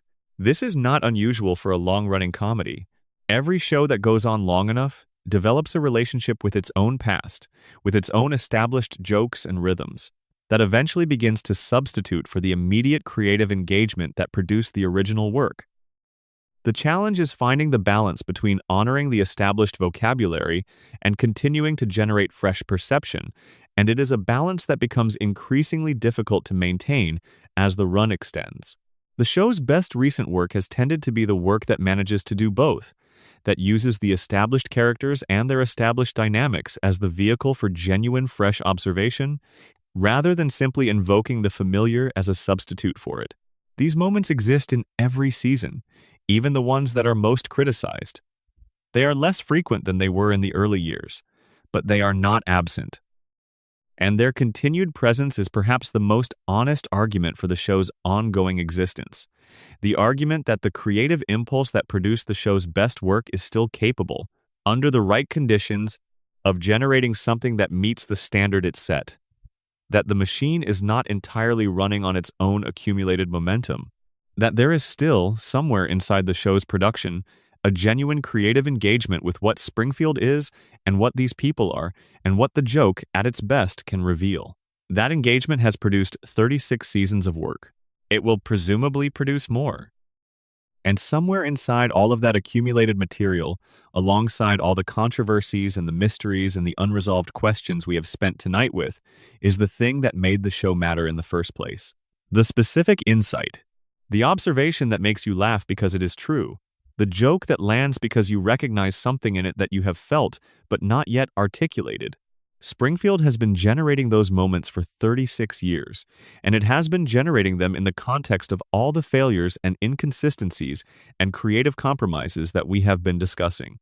The controversies are real. The failures are real. And the moments that justify the whole enterprise are also real and have been real since the first season and continue to be real in whatever the show's most recent work produced. You can hold all of these things simultaneously. The frustrations and the appreciations, the failures of nerve and the moments of genuine courage, the inconsistencies and the threads of real consistency that run underneath them. That is, perhaps, the most honest thing that can be said about The Simpsons after 36 years. It is a show that contains multitudes. More multitudes than any single critical narrative can account for. More multitudes than any fan theory, including the most brilliant ones, can fully contain. More multitudes than can be covered in a single late-night exploration of its controversies, however long and however thorough. It is a large, imperfect, frequently brilliant, occasionally maddening, endlessly fascinating piece of work, and there is still so much of it to love. Section 19. Fan theories worth staying awake for. There are theories about Springfield that exist outside the official canon that have been developed by fans across forums and subreddits and video essays and late-night conversations that run far past any reasonable hour, and some of these theories are interesting enough to deserve attention on their own terms. Not the most famous ones, which have been discussed extensively elsewhere. The radiation theory and the coma theory and the who shot Mr. Burns analysis have been covered thoroughly by the show's most dedicated analysts and are well worth your time if you have not encountered them. Tonight, consider some of the less prominent theories, the ones that have accumulated smaller audiences but that reward close attention. There is a theory about Springfield's geography that goes beyond the obvious observation that the town's location changes depending on the episode. The geography theory, in its more developed form, argues that the contradictions in Springfield's location are not errors or deliberate jokes, but are actually consistent with a specific real-world place. The argument takes the geographical and cultural characteristics that appear consistently across the most episodes, the climate, the proximity to both mountains and water, the specific kind of Midwestern adjacent cultural landscape, and triangulates them toward a place in the central United States that the show has never named but that matches the accumulated evidence more closely than any other candidate. Whether this is accurate is ultimately less interesting than the exercise itself, which is the exercise of taking seriously the idea that Springfield's impossible geography might be more precisely mapped than its contradictions suggest.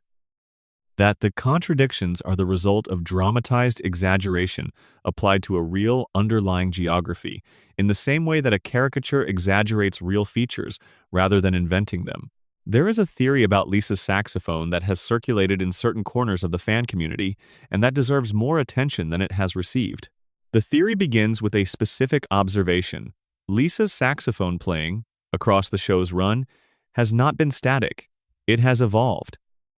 The recordings used in the show, provided by session musicians and occasionally by professional saxophonists serving as Lisa's voice in musical contexts, have changed over the years in ways that suggest not just production variation but something resembling musical development. The Lisa of Season 32 plays differently from the Lisa of Season 3 in ways that are subtle but that trained musicians have documented with some precision. If this is true, it is remarkable. It would mean that the show has maintained, through its choice of musical performance, a kind of continuity that its animated characters cannot literally embody, the continuity of a musician getting better at their instrument across years of practice. Lisa cannot age. Her animated hands cannot develop new dexterity, but the sound of her saxophone, through the work of the human musicians who have given voice to her playing, may have grown in ways that the character herself is not permitted to grow.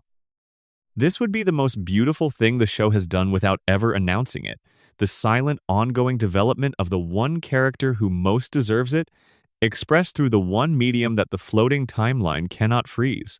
There is also the theory about the background of Springfield that fans have called the Springfield Continuity Project, which involves the sustained cataloging of background details across episodes and the attempt to construct a consistent map of Springfield based on buildings and streets and landmarks that have appeared in multiple episodes. This project has generated thousands of pages of documentation and has produced, over time, a partial map of the town that is internally more consistent than most casual observations of the show's geography would suggest. What the project reveals is that the show's art department has been maintaining a degree of visual consistency in Springfield's layout that exceeds what most audience members notice, and that certain key locations, certain intersections, and certain visual landmarks are consistently positioned relative to each other across decades of production. The show's geography is less random than it appears and more carefully maintained than the apparent contradictions would suggest. The Springfield Continuity Project is perhaps the most literal possible expression of fan devotion to the show. The attempt to build, from the accumulated evidence of 800 episodes, the map of a place that the show itself has always refused to pin down. It is an act of love and an act of argument simultaneously. The argument being that Springfield has more internal coherence than it officially claims, and that the coherence is accessible to anyone willing to look carefully enough and long enough. And perhaps that is the most enduring truth about the fan community that has grown around this show across 36 years. The willingness to look carefully and long enough The conviction that there is more in Springfield than any single viewing can reveal. The shared belief that the world inside the screen is large enough and complex enough to reward sustained attention and genuine inquiry. The show has never been entirely worthy of the attention it receives. What show could be after this long? But the attention itself, the care that fans bring to it, the theories and the analyses and the late-night explorations and the meticulous documentation of background details, has over time created something alongside the show itself. A community of people who have found in this imperfect, enormous, frequently brilliant piece of work a shared vocabulary, a common reference point, a place to meet. That community is not nothing. That community is, in its way, Springfield. The real Springfield. The one that exists not on any specific map and not in any specific state, but in the accumulated, shared imagination of everyone who has ever watched the opening credits and felt for a moment that they were going home. You are part of that Springfield, if you are here tonight. Wherever you are, whatever time it is, whatever brought you to a late night with the show's Controversies for company, welcome to Springfield. Pull up a couch. The family is always home. The show is always on. And the mysteries are always worth one more late night of gentle exploration. Sleep well. Springfield will keep its secrets for another night, and you can come back to them whenever you are ready. It will still be here, it always is. End of complete script. Section 20. The music of Springfield, every theme, every cue, every note that stayed. There is a sound that exists in a specific region of human memory, a region that stores things not consciously filed but somehow permanently retained. The kind of storage that bypasses the mechanism of deliberate remembering and goes straight to the place where certain experiences are held whole and complete, with their full sensory texture intact. You know the sound before you have identified it. You know it the way you know the smell of rain or the specific quality of light in a room from childhood. The Simpsons theme is one of those sounds. Danny Elfman composed it in a single day in 1989, working from Matt Groening's instructions and his own instincts about what the show needed.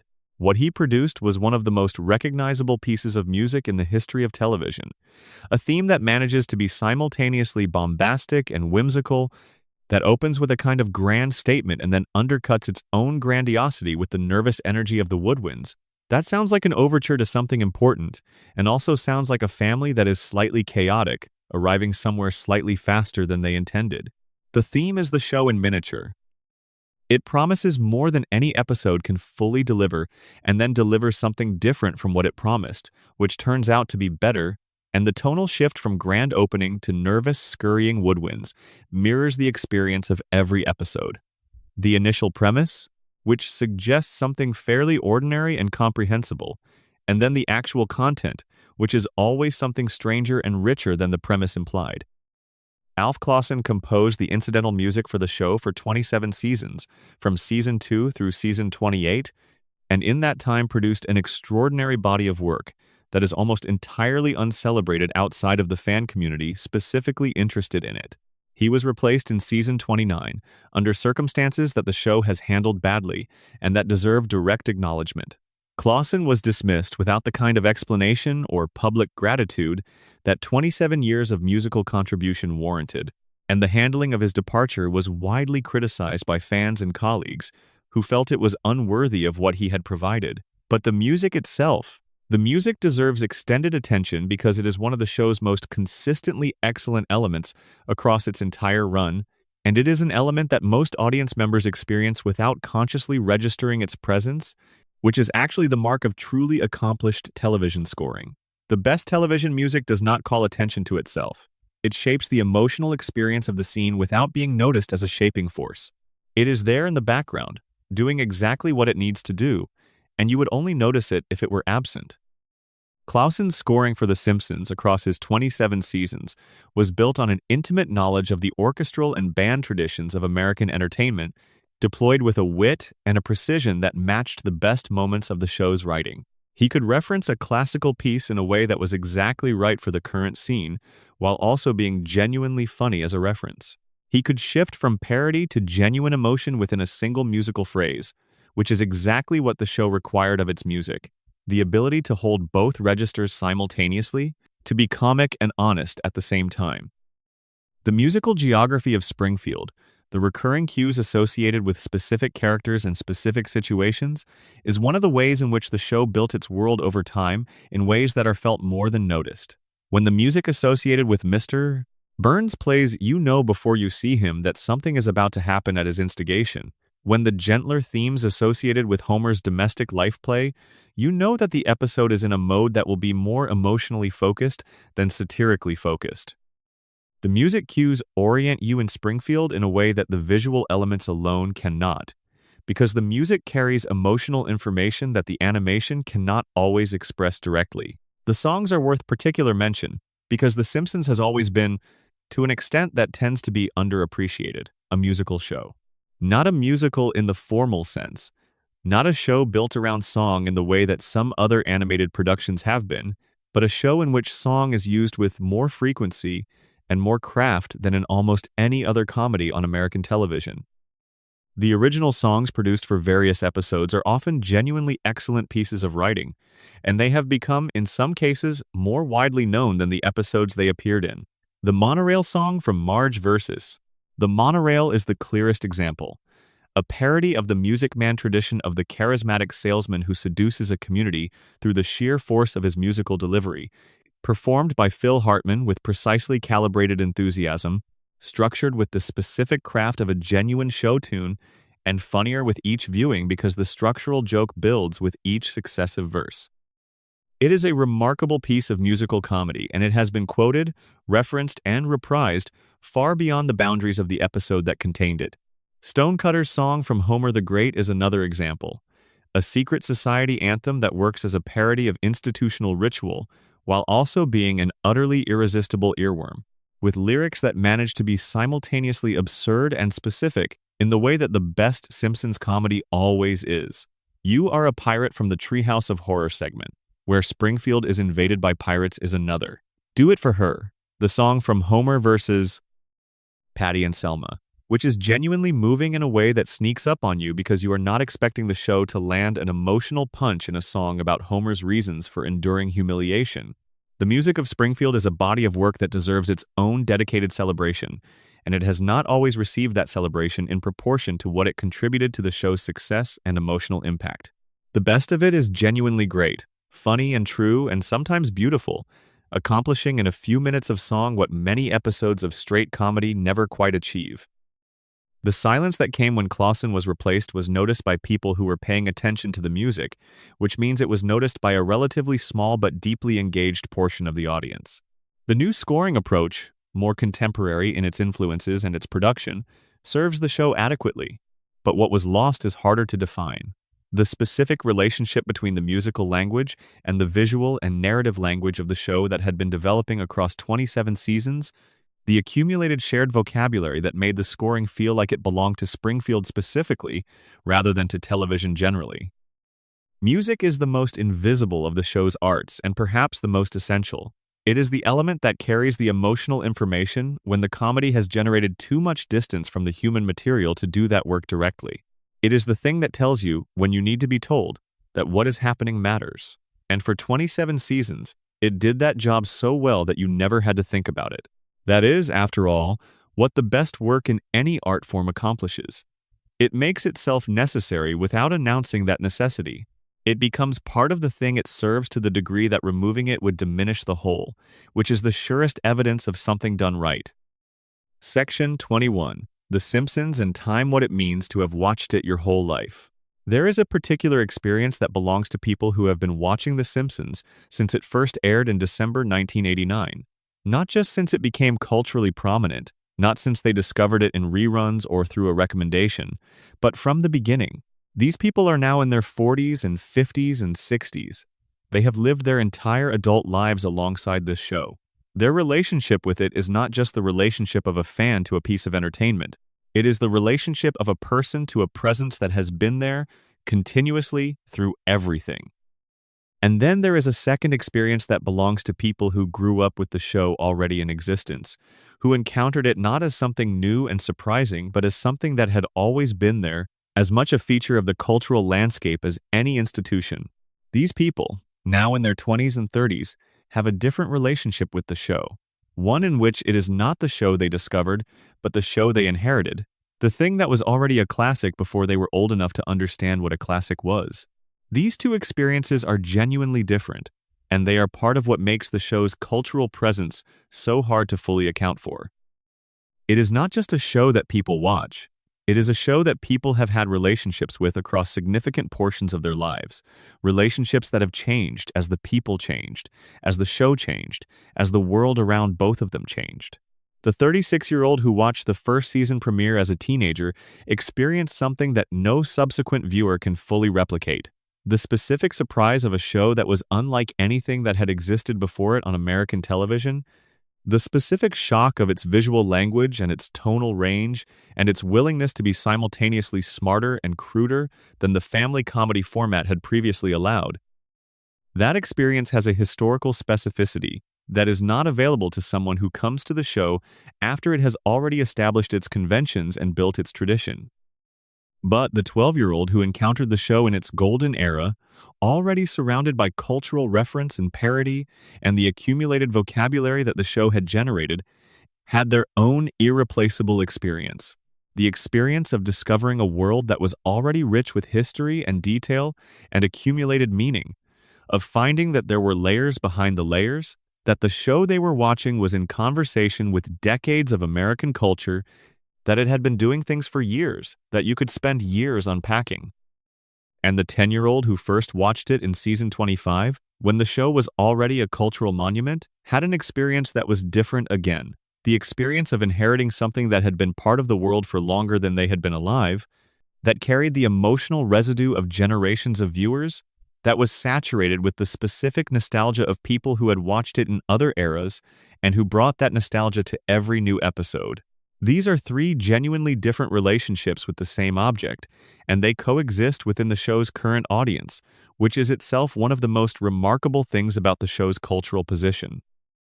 It is simultaneously a piece of history, a living contemporary production, and an inherited classic, all at once, for different people watching the same episode. The controversy about when the show declined, which has been one of the most persistent debates in its fan community across at least 2 decades, is partly a product of this multiplicity of relationships. People who experience the early seasons as something revelatory tend to experience the later seasons as a betrayal of what was revealed, because they are comparing what exists now to what they remember feeling then, and what they remember feeling then had the specific intensity of discovering something for the first time. People who came to the show later, in a season that might be considered by the first group as part of the decline, may experience those same episodes as the show they fell in love with, carrying the same emotional charge that the earlier seasons carry for the first group. The debate about quality is always also a debate about relationship, about which version of the show was the one that mattered to you, and about the specific kind of loyalty that attachment generates. This is not to say that there are no objective differences between the show's various eras, because there are, and the show's best critics have documented them with considerable precision. The early seasons produced work that, by any standard of comic craft and emotional resonance and satirical intelligence, represents some of the finest television comedy ever made. The later seasons have produced work that is, in its best moments, excellent and worthy, and sometimes genuinely surprising, and that is, in its weaker moments, something considerably less than that. Both things are true. The show's quality has been uneven. The show's best work remains among the finest of its kind. And the relationship that millions of people have with the show is not reducible to a quality assessment, because relationships with cultural objects are always about more than quality. The Simpsons, for the people who have grown up with it or alongside it, is a part of the texture of their lives. It is referenced in the way that shared experiences are referenced between people who have had them together, not as a piece of criticism or a quality judgment, but as a touchstone, a way of marking that you were both there, that you both remember, that there is a shared vocabulary available to you that does not require explanation. This is what a long-running cultural institution achieves that a brilliant but brief one cannot. It becomes part of the fabric. It becomes woven into enough shared experience that it cannot be evaluated purely as a piece of work, because it has become something more than a piece of work. It has become a reference point, a meeting place, a way for people who have nothing else in common to discover that they have this, and that, perhaps, is the most durable thing The Simpsons has produced across its 36 years. Not any specific episode, however great. Not any specific joke, however brilliant, but the shared vocabulary. The common reference? The Springfield that belongs to everyone who has ever watched, regardless of which era they watched it in or how they feel about any particular season. That Springfield is permanent in a way that the show itself is not. It lives in the specific way that things live when they have been absorbed into the imagination of enough people, as a place you can always go back to, even when you cannot quite remember the specifics of the journey. You know where it is. You know how to get there. The opening music plays. The family rushes home. The couch is waiting. Section 22. A final word on why we keep coming back. We have been in Springfield for a while now. We have traced mysteries and controversies and unresolved debates through section after section, following threads wherever they led, sitting with questions that the show raises and the answers it declines to give. We have examined characters who should not be as interesting as they are, and relationships that have accumulated more meaning than anyone initially planned for them to have. And underneath all of it, across every controversy and every mystery, and every moment where the show failed its own best instincts, there has been a persistent question that all of this exploration eventually leads back to. Why does it matter? After 36 years, after the debates about quality, and the inconsistencies in continuity, and the characters who disappeared, and the stories that were never finished, why does this specific piece of animated television continue to generate this level of attention and this degree of emotional investment? The honest answer, the one that survives scrutiny, is simpler than most of the analyses that have been offered. It matters because it is about a family. A specific, imperfect, chaotic, loving, frequently maddening family that has been sitting in the same living room for 36 years, going through its particular version of the universal experience of trying to be a family in a world that makes that difficult. The satire is real and important. The cultural commentary is real and important. The mysteries are fascinating, and the controversies are worth having. But all of it exists in service of something more fundamental. The desire to see Homer and Marge and Bart and Lisa and Maggie be okay. To see them survive whatever this episode is going to throw at them. To see them end up, as they always do, on the couch together. This is not a sophisticated thing to want from a piece of television. It is, in fact, one of the most basic things a viewer can want. To see people you care about navigate their lives and come through. And the fact that The Simpsons has been delivering this for 36 years, through every creative inconsistency and every tonal shift and every era of varying quality, is the foundation of everything else it has achieved. You can analyze the show endlessly, and the analysis is worth doing. But at the bottom of the analysis, underneath all the layers of satire and symbol and theory, there is Homer coming home from work. There is Marge cooking dinner. There is Bart riding his skateboard. There is Lisa playing her saxophone. There is Maggie watching everything with those enormous eyes. There is a family. A specific, impossible, perpetually present family. Living their specific life in their specific town on their specific street, generation after generation of viewers watching them do it, finding in that watching something that meets a need that is very simple and very deep. You need a home to go back to, even if it is a yellow one in an impossible town that does not appear on any map. You need a family that is always there, even if they are animated and imperfect and surrounded by mysteries you cannot quite solve. The Simpsons has been that home for 36 years.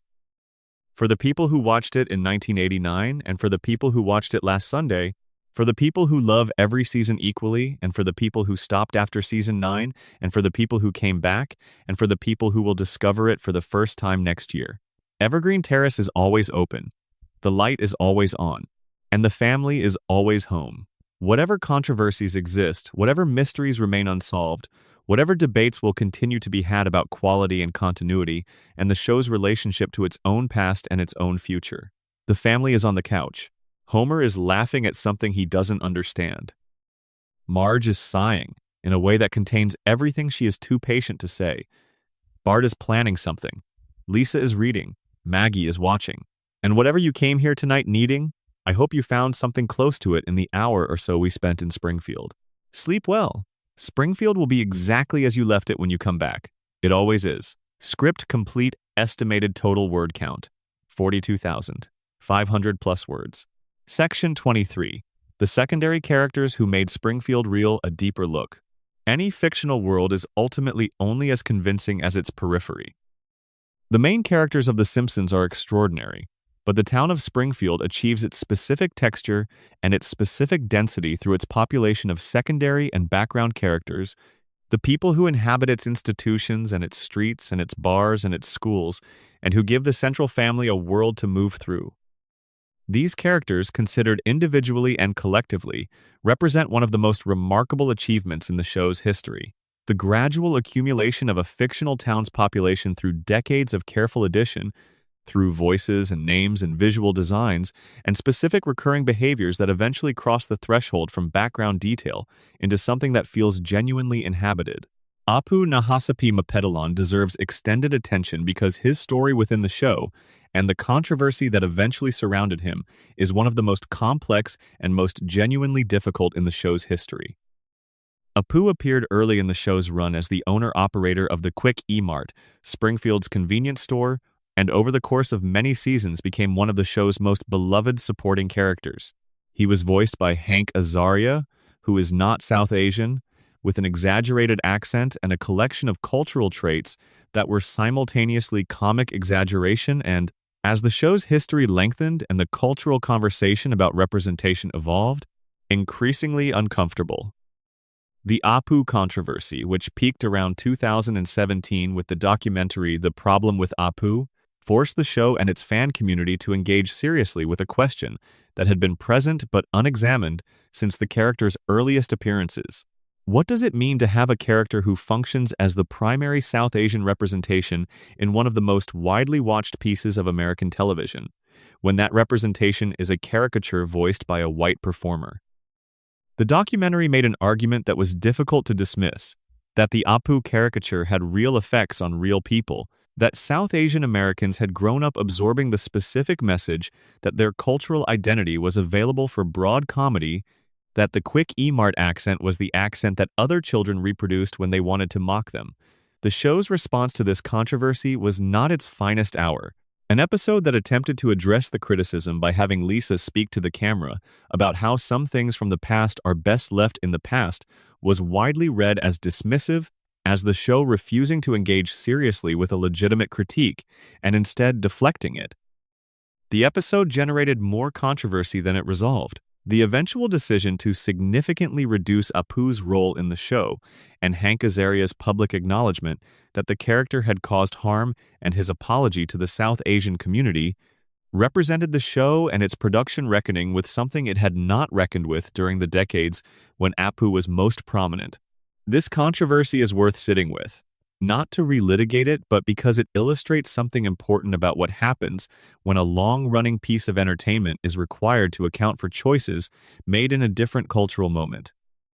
The Simpsons was produced in a specific era with specific blind spots, and the Apu character reflected those blind spots with a comprehensiveness that the show's enormous reach made particularly impactful. The harm was real. The reckoning, however belated and however imperfect, was necessary. What remains after the controversy is a complicated legacy, a character who was genuinely beloved by large portions of the audience, who had genuine warmth and genuine depth in his best episodes, who also functioned as a form of representation that the people being represented did not consent to and found harmful. These things can coexist, and the most honest engagement with the Apu question requires holding both of them simultaneously, rather than resolving the tension by pretending one of them does not exist. Chief Clancy Wiggum is a character whose comedic value is so consistent and so significant that his depths tend to be overlooked. Wiggum is funny in a specific way that requires real craft to sustain. He is stupid in the exact way that someone in his specific position is most damagingly stupid, a law enforcement official whose incompetence falls precisely on the aspects of his job where competence matters most. He is not incompetent about everything. He can dress himself, he can eat, he can navigate social situations with the specific kind of crude effectiveness that people who have never had to be intelligent enough to know better can achieve. His incompetence is targeted. It specifically affects his capacity to enforce the law, to protect people who need protection, to hold accountable people who should be accountable. This is the joke about Wiggum, and it is a sophisticated joke, Not simply that he is bad at his job, but that the ways he is bad at his job are precisely calibrated to serve the interests of the people who benefit from law enforcement being weak. He is not accidentally incompetent. His incompetence, whether by design or by a kind of institutional natural selection, is exactly the incompetence that Springfield's power structure requires. Burns needs a police chief who will not look too hard at the power plant. Fat Tony needs a police chief who can be bought cheaply and will not notice what is being bought. And Springfield has Wiggum, who provides both of those things without being asked and without, apparently, being capable of being anything else. The character's relationship with his son Ralph adds a dimension that complicates and enriches the comedy. Ralph Wiggum is one of the show's most beloved characters, and the specific texture of his relationship with his father is genuinely affecting when the show engages with it seriously. Wiggum loves Ralph with a completeness and an unself-consciousness that is one of his most human qualities. He does not see Ralph's eccentricities as problems. He does not try to change what Ralph is.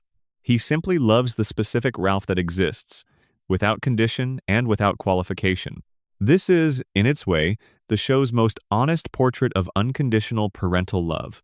Love that does not depend on the child meeting any standard or fulfilling any expectation, that exists simply because the child exists. And the fact that this portrait lives in the character of Springfield's most incompetent police chief, rather than in one of the show's more obviously sympathetic figures, is one of those choices that makes the show richer than any single reading of it can capture. Professor Frink deserves acknowledgement as the show's vehicle for science comedy and for the specific kind of comedy about the gap between intellectual brilliance and practical competence that the show has always found fertile. Frink is genuinely brilliant, in a way that the show takes seriously enough to have him produce actual meaningful contributions in episodes where his expertise is deployed.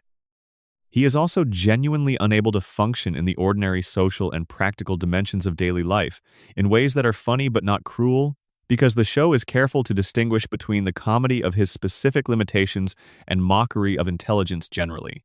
The secondary characters of Springfield are, taken as a collective, the show's most lasting achievement in world building. Any individual episode might succeed or fail on the strength of its central story. But the accumulated population of Springfield, the specific people who inhabit it and who have been built up through decades of careful addition, is what makes the town feel real, and what makes the central family story feel embedded in something larger than themselves. Walking into the Quickie Mart, going to school at Springfield Elementary, passing Moe's Tavern on the way home, attending a town meeting at Springfield Town Hall, these experiences feel textured and real, because the people who populate those institutions have been established over time as specific presences rather than generic background figures. The world has weight because it has population, and the population was built one character at a time across 36 years of production. That is an achievement that cannot be produced in any single season. It requires exactly the kind of sustained, patient accumulation that the show has been doing since its first year.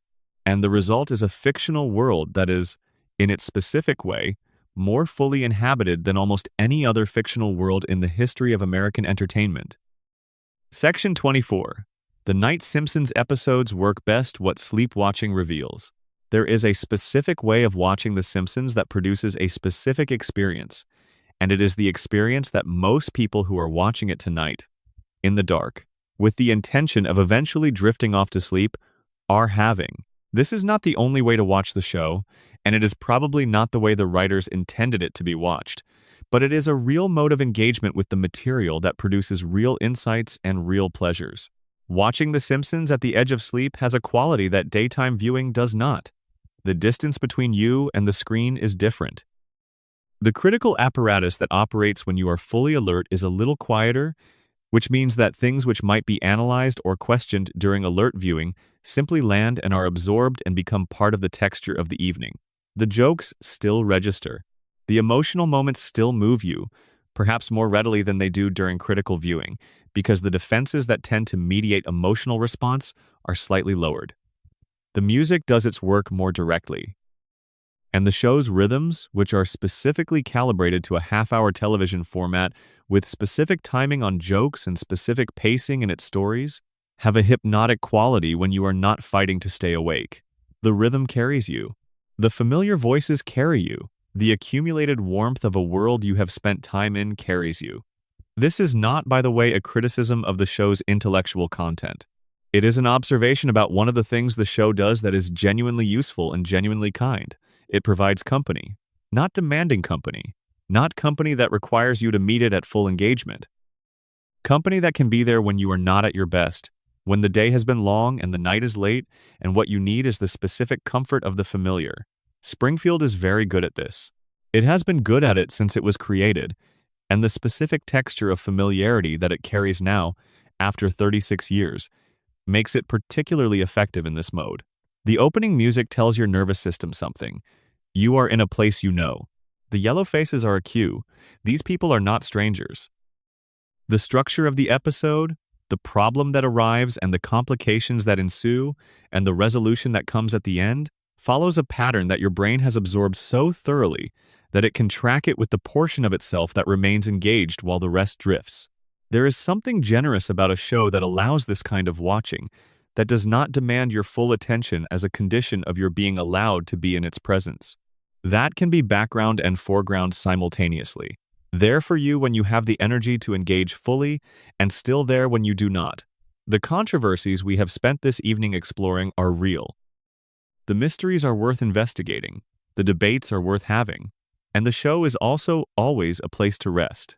A place to let the familiar voices wash over you and the familiar world hold you and the specific comfort of the couch on Evergreen Terrace extend, somehow, to wherever you are sitting or lying right now. This is what the longest-running animated series in American history has earned across 36 years. The right to be not just admired but rested in. To be not just analyzed but inhabited. To be, when you need it to be, less a piece of art under examination and more a warm place to spend the night. The debates will be there tomorrow. The controversies will still be unresolved. The mysteries will still be waiting for whoever wants to look into them. But tonight, in whatever room you are in whatever part of the world, at whatever time the clock reads, Springfield is here. The family is home, the television is on, and you can let your eyes close whenever they want to, because the show knows how to take care of you from here. The couch is comfortable, the voices are familiar, and there is nowhere you need to be right now except exactly where you are. Good night. End of script. Final estimated word count. 40,000 plus words confirmed. Section 25. The Springfield Elementary Problem. What the school reveals about the town. There is an institution at the center of Springfield's civic life that has received less critical attention than the nuclear power plant and less fan theorizing than the quick E-Mart, but that is in many ways the show's most sustained portrait of a specific American failure. Springfield Elementary School has been depicted across 36 seasons as an institution that is chronically underfunded, poorly administered, staffed by a mixture of the deeply dedicated and the deeply demoralized, and consistently failing the children it exists to serve.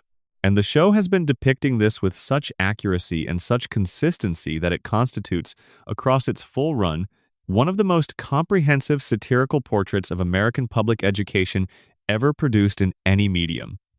The building itself is a character. The show returns to it in enough episodes and depicts it in enough detail that its specific architectural despair becomes familiar. The water-stained ceiling tiles, the equipment that has not been updated since a previous decade, the gymnasium that doubles as a cafeteria and triples as an auditorium because the school cannot afford dedicated spaces for any of these functions, the library that is simultaneously the show's most hopeful and most heartbreaking detail because it exists and is maintained and is used by Lisa Simpson every day, even though it is perpetually under threat of defunding. The school's financial precariousness is established early and returned to throughout the run. Budget cuts are a recurring plot mechanism. The music program is threatened, the sports program is eliminated, field trips are canceled, teacher positions are lost.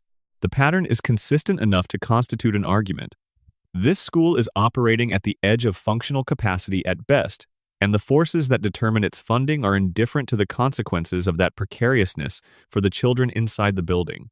Principal Skinner, or rather Armin Tamzarian playing Principal Skinner, inhabits this institution with a complexity that the character's more purely comedic appearances tend to obscure. Skinner is a bureaucrat, in the specific sense of a person who has internalized the requirements of the institution to the degree that he experiences its constraints as natural rather than as choices. He does not fight for more funding, because fighting for more funding would require a confrontation with the people who control the funding, and confrontation is not in Skinner's behavioral repertoire. He manages within the constraints, because managing within the constraints is what the institution requires of him, and he has been shaped by the institution too thoroughly to imagine doing anything else. This is the show's most honest portrait of how institutions perpetuate their own failures. Not through the malice of the individuals within them, but through the specific kind of complicity that comes from people who have been selected by and shaped by those institutions, being asked to challenge them. Skinner cannot save Springfield Elementary, because Skinner was made by Springfield Elementary, and the Springfield Elementary that made him did not include the capacity for the kind of institutional challenge that would be required. Mrs. Krabappel is the teacher who the show allows to be the most fully human, and the most fully human thing about her is her tiredness. She is tired in the specific way of someone who came to her vocation with genuine enthusiasm and has had that enthusiasm systematically depleted by decades of insufficient resources and insufficient support and insufficient recognition. She is still there. She has not left. She is still in front of the class every morning. But the person who is still there is the remaining version of a person who was once more than this, and the gap between what she was and what the institution has made her is visible in everything she does. The show has moments of genuine tenderness with Krabappel, moments where the character's underlying depth is allowed to surface past the comedic cynicism that is her primary register. The episode in which she and Skinner briefly conduct a genuine romance is one of the show's most unexpectedly affecting pieces of character writing, because it shows both of them as people who still have the capacity for the kind of joy that their institutional roles seem to preclude. They are damaged by their circumstances, both of them, but not irreparably. The damage has not reached all the way down to whatever it is they actually are. Bart Simpson's relationship with school is the show's most sustained engagement with the question of what happens to a child whose particular intelligence and particular energy are not served by the institution designed to educate him. Bart is not unintelligent. The show has established this clearly in the episodes that take it seriously. He has a quick, practical intelligence, a gift for reading social situations, a creativity that expresses itself in his pranks, with a sophistication that the prank's ostensible childishness tends to obscure. He is not the student the school needs him to be, and the school is not the institution his particular nature requires. The system fails Bart, and Bart fails the system, in a mutually reinforcing cycle that the show depicts with considerable honesty. He is not simply a bad student. He is a student whose specific profile of abilities and difficulties is not served by the specific institutional environment in which he finds himself, and who has responded to this mismatch by adopting the role that the environment has assigned to him: the troublemaker, the underachiever, the child who is not going to make anything of himself. This is one of the show's darkest threads when you follow it to its conclusion. Bart's future, in the episodes that have depicted it, tends to involve a specific kind of adult underachievement that is the direct downstream consequence of this institutional failure. The child who was told he was a troublemaker became the adult who confirms it. The system that failed him did not bear the consequences of that failure. He did. Lisa's experience of Springfield Elementary is the mirror image. She is exactly the student the institution claims to serve, and is thoroughly failed by it anyway, because the institution does not have the resources or the imagination to actually serve a student of her specific caliber. Her needs are too advanced for what the school can provide, and the school's response to this is not to find ways to meet those needs, but to treat her advanced needs as a problem that she, rather than the institution, is responsible for solving. The show has explored this specifically in episodes that deal with gifted education, or rather with the absence of meaningful gifted education in Springfield Elementary, and what emerges from those explorations is one of the show's most pointed institutional critiques: the explicit acknowledgement that the system is not designed for the children who most obviously need it to be better than it is. The average student can survive Springfield Elementary. The exceptional students, in either direction, cannot thrive in it, And the school's response to this is to continue doing what it has always done, because changing would require resources it does not have and institutional will that its leadership is not equipped to generate. This is, again, the show at its most satirically precise, using comedy to make visible a systemic failure that tends to be invisible in the real world, precisely because it operates through the accumulated decisions of institutions rather than through the visible actions of identifiable villains. Springfield Elementary does not fail its students because anyone wants it to fail them. It fails them because the people who control its resources have decided that those resources are better deployed elsewhere, and because the people inside the institution have been shaped by it too thoroughly to mount an effective challenge to that decision, and because the students who bear the consequences of the failure are not yet in a position to advocate for themselves with the effectiveness that the situation would require. That is not a punchline. That is an analysis. And The Simpsons has been making that analysis, episode after episode, for 36 years, dressed in the clothes of a cartoon about a kid who puts a thumbtack on his teacher's chair. The school will be underfunded in the next episode. Principal Skinner will manage within the constraints. Mrs. Krabappel's tiredness will be the register in which her dedication expresses itself. Bart will be in detention. Lisa will be in the library, reading something the school's curriculum does not include and that no one around her fully understands. And somewhere in the background, the show will be making its argument again, as it has always made it, in the specific language of Springfield Elementary, that the institutions designed to serve children are often the institutions least equipped to actually do so, and that the children bear the cost of that gap in ways that last long past graduation. Section 26. The episode structure as comfort. Why the formula is the feature. There is a structure to a Simpsons episode that you know before the episode begins, and the knowing is part of the pleasure. The couch gag, the establishing scenes, the introduction of the episode's premise in the first act, the complication that develops through the second act, the resolution, imperfect but sufficient, that closes the third. The credits. This structure has been consistent enough across 36 seasons that it has become its own kind of comfort.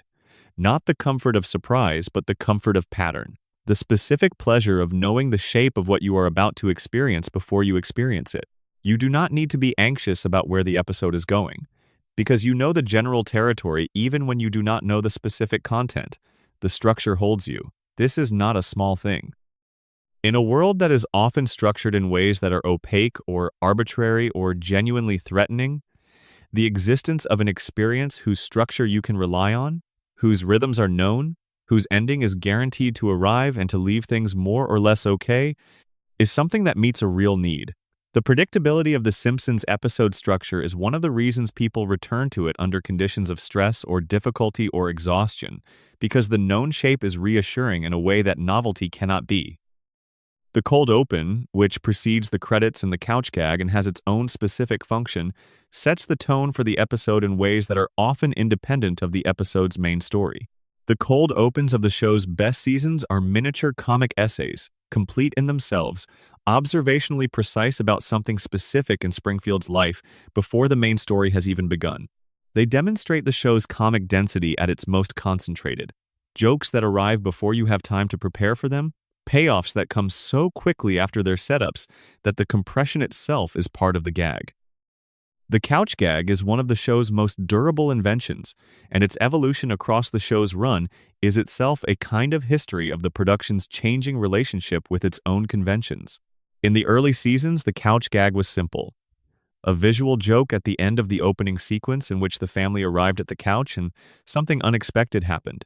It was brief and functional and funny, and then the episode began. Over time, the couch gag became more elaborate, more self-referential, more ambitious in what it attempted to do within the few seconds of its existence. Guest animators and guest directors were invited to take it over. It became a space for formal experimentation, for references to animation history, for visual jokes so dense that they required pause and rewind to fully decode. This evolution is interesting because it shows the show finding ways to remain creative within a constraint rather than abandoning the constraint. The couch gag cannot change what it fundamentally is. It must be a brief sequence at the end of the opening credits, involving the Simpson family arriving at the couch. Within that constraint, the show has found an extraordinary range of expression across its run. The constraint is not a limitation. The constraint is the form, and the form has proven inexhaustibly generative. The three-act structure of the individual episode is both the show's most reliable feature and, in the hands of its best writers, the structure within which the show has accomplished its most sophisticated work.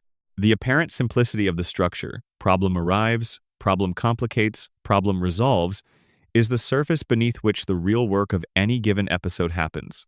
The best episodes use the structure as a frame and then do something inside the frame that the frame alone could not accomplish. They develop a genuine emotional argument. They arrive somewhere unexpected. They use the structure to generate meaning that exceeds what the structure is apparently capable of containing.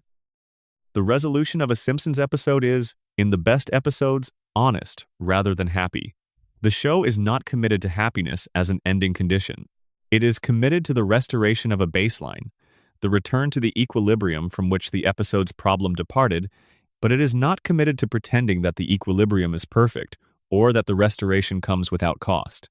Some problems, the show has acknowledged across its run, do not fully resolve. Some things that are lost cannot be recovered. Some mistakes leave marks. What the structure provides in those cases is not false comfort but honest closure, the acknowledgement that this episode is over, that the family has come through this particular thing, that life continues. The continuation is the point. Not the perfection of the continuation, not the resolution of all outstanding problems, but the simple fact that the story continues and the family is still intact and the next episode, whenever it arrives, will find them still there. This is, in its way, one of the most honest things that a long-running television series can do. Acknowledge that life does not resolve into tidy conclusions, that people carry their difficulties forward rather than putting them down, but that the carrying forward is itself a form of resilience worth depicting and worth honoring. The formula of The Simpsons episode is not a failure of imagination. It is an accurate representation of the shape of a life, the recurring structure within which individual experiences differ, the pattern that holds even when the specific content of any given day is difficult, or strange, or painful, the form that continues even when what it contains is less than ideal. Every episode follows the same shape. Every life follows a version of the same shape. And in the specific intersection of those two shapes, in the way the show's structure mirrors the structure of daily lived experience, there is a comfort that is real and that you do not have to be embarrassed about finding. The episode will follow its structure. The family will be okay by the end. The couch will hold them all. And tonight, wherever you are, the pattern is doing what patterns do. It is holding you too. Script complete 40,200 plus words. Section 27. The show's relationship with death, what Springfield does with loss. The Simpsons is a comedy, and comedies are not generally expected to handle death with particular seriousness. The genre has its conventions. Characters who die for a joke come back in the next scene.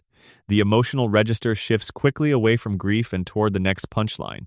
The fundamental contract of comedy is that the world is not ultimately threatening, that whatever happens can be survived, that things will be okay. Most comedy observes these conventions because departing from them creates a tonal problem that is genuinely difficult to manage.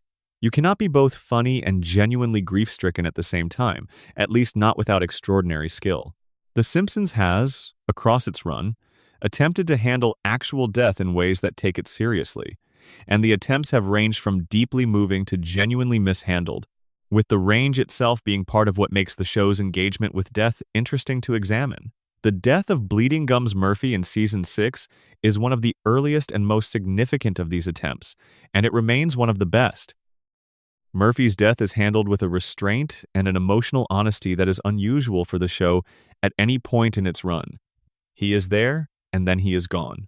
And the episode gives Lisa the space to grieve without deflecting the grief into comedy or resolving it prematurely.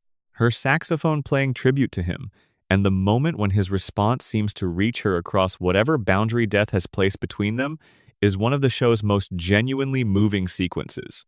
The episode earns its emotion because it does not flinch from the fact of loss. The death of Maud Flanders is the show's most consequential permanent death in terms of its effect on the ongoing story, and it is also the one that the show has handled with the most ambivalence. Maud was killed because the voice actress who played her, Maggie Roswell, had a contractual dispute with the production that led to her departure.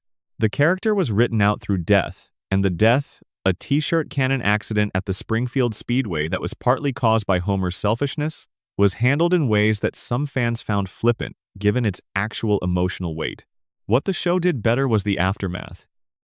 Ned's grief, which extended across multiple episodes and eventually led to the season-long arc of his attempted rebuilding of his life after Maud, was handled with a consistency and an emotional intelligence that the initial death perhaps did not deserve.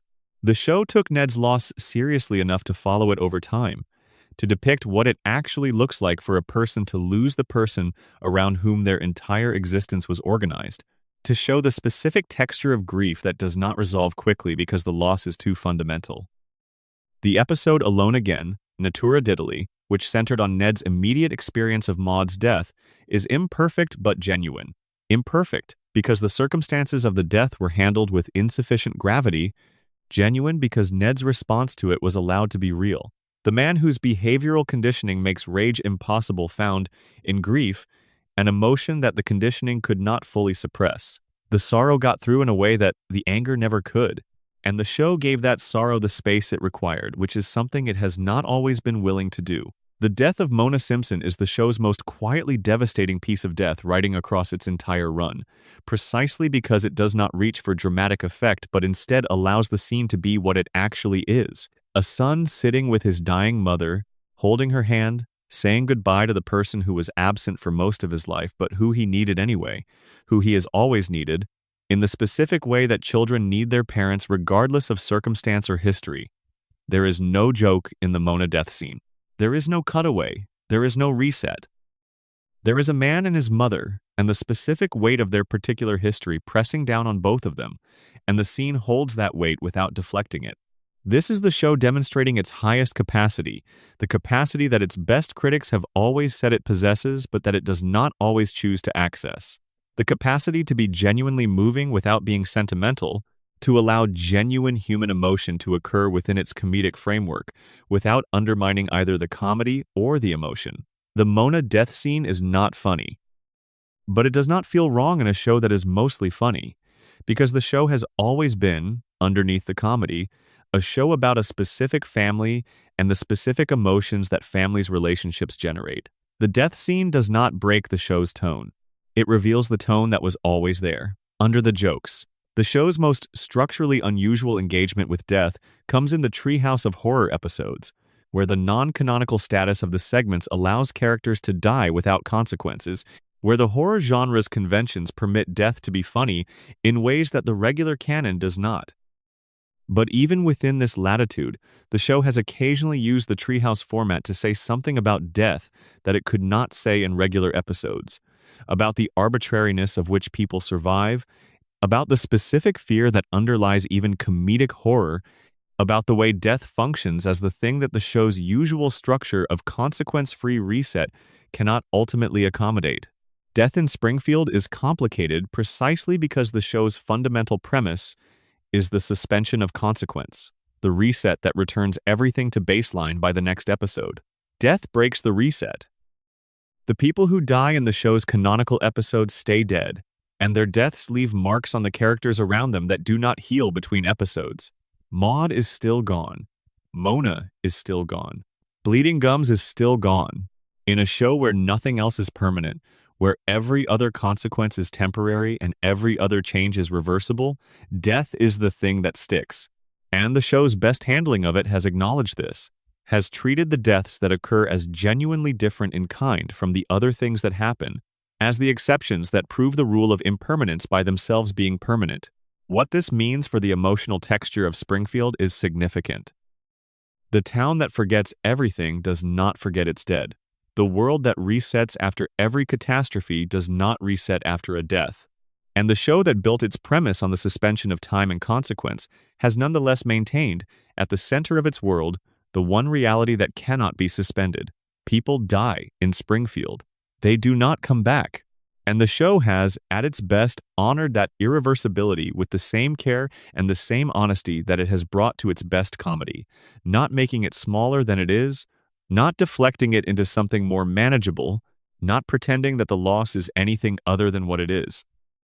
The couch holds everyone except the people who are no longer there to sit on it. And the empty space, when the show is being honest, is not invisible. It is the most visible thing in the room. Section 28. Voices of Springfield. The craft behind the sound. The voice acting in The Simpsons is one of the most significant and most consistently excellent elements of the show's production across its entire run, and it deserves more sustained attention than it typically receives in discussions of what makes the show work. Dan Castellaneta, Julie Kavner, Nancy Cartwright, Yeardley Smith, Hank Azaria, and Harry Shearer. These are the primary voices of Springfield, the performers who have given sound to its world for 36 years, and their work represents one of the longest-running ensemble voice acting achievements in the history of American animation. Dan Castellaneta's Homer is a creation of extraordinary subtlety underneath its comic extremity. The voice is instantly recognizable, of course. The specific quality of Homer's vocal tone, the way exasperation and delight and confusion all occupy the same register, the particular flexibility that allows the voice to move from broad comedy to genuine pathos within a single scene. But the achievement is not the recognizability, it is the depth. Castellaneta's Homer, in the best episodes, is fully inhabited in a way that animated vocal performance rarely achieves. The emotional truth is present in the voice in ways that exceed the requirements of the scene, that suggest a complete internal life behind every line. The moment when Homer cries is the demonstration of this. Castellaneta has, across 36 years, played Homer's grief in ways that are genuinely moving, in ways that animated performances rarely are, that make you feel the specific weight of what Homer is feeling, rather than simply observing the convention of a character who is supposed to be feeling it. The voice in those moments is not performing sadness. It is being sad, in the specific way that the best actors are sad, fully and specifically and without generalization. Julie Kavner's Marge is built on a vocal quality that is unique enough to be immediately identifiable and versatile enough to carry the full range of what Marge is required to be. The specific texture of Kavner's voice, with its particular grain and its particular warmth, is itself a kind of characterization. It is the voice of someone who is patient because they have chosen to be patient, who is warm because warmth is a value they have committed to, rather than a simple default, who is capable of genuine frustration and genuine pain and genuine joy, and who expresses all of these through a voice that carries them all simultaneously. Nancy Cartwright's Bart is the vocal performance that most people, when asked to recall the show's voice work, think of first. The specific sound of Bart's voice, its energy and its quality of motion, the way it carries the character's particular brand of intelligence in motion, is a performance achievement that deserves recognition as such. Cartwright gives Bart a vocal life that makes the character's quick intelligence audible. You can hear him thinking, processing, calculating his next move, in the specific rhythms and textures of the voice. Yeardley Smith's Lisa is perhaps the most emotionally demanding of the primary vocal performances, because Lisa's range requires moving from comic exasperation to genuine idealism to real heartbreak within the space of individual episodes, and Smith accomplishes all of these without allowing any of them to overwhelm the others. The voice carries Lisa's intelligence as an ever-present quality, a constant background hum of awareness that characterizes everything Lisa says, even the things she says in casual or comic contexts. Hank Azaria's contributions to Springfield's vocal landscape span an extraordinary range of characters, from Apu to Mo, to Chief Wiggum, to Professor Frink, to numerous one-episode and recurring characters, each of them vocally distinct, each of them built on specific characterizing choices that make them immediately recognizable.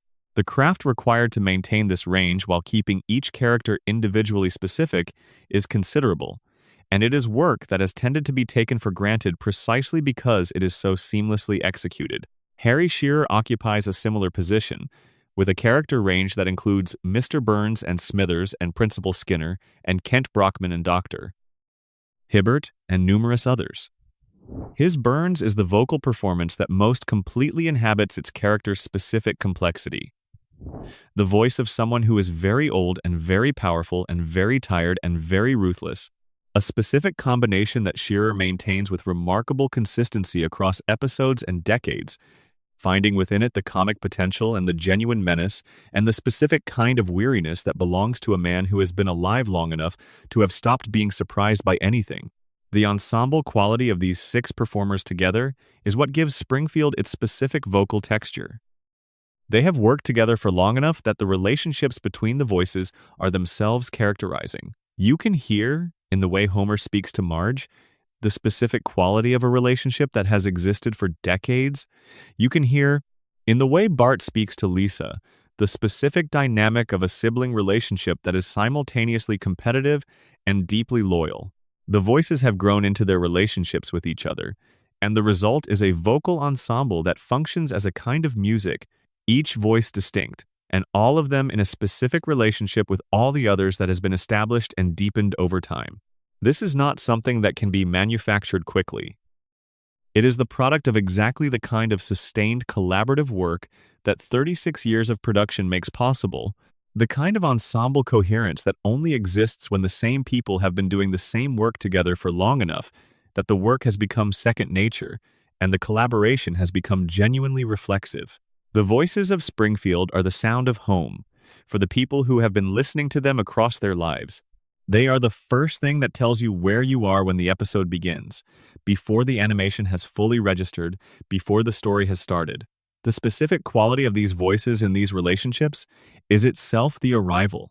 You are in Springfield. You are home. Sleep comes easier in a familiar place. The voices carry you.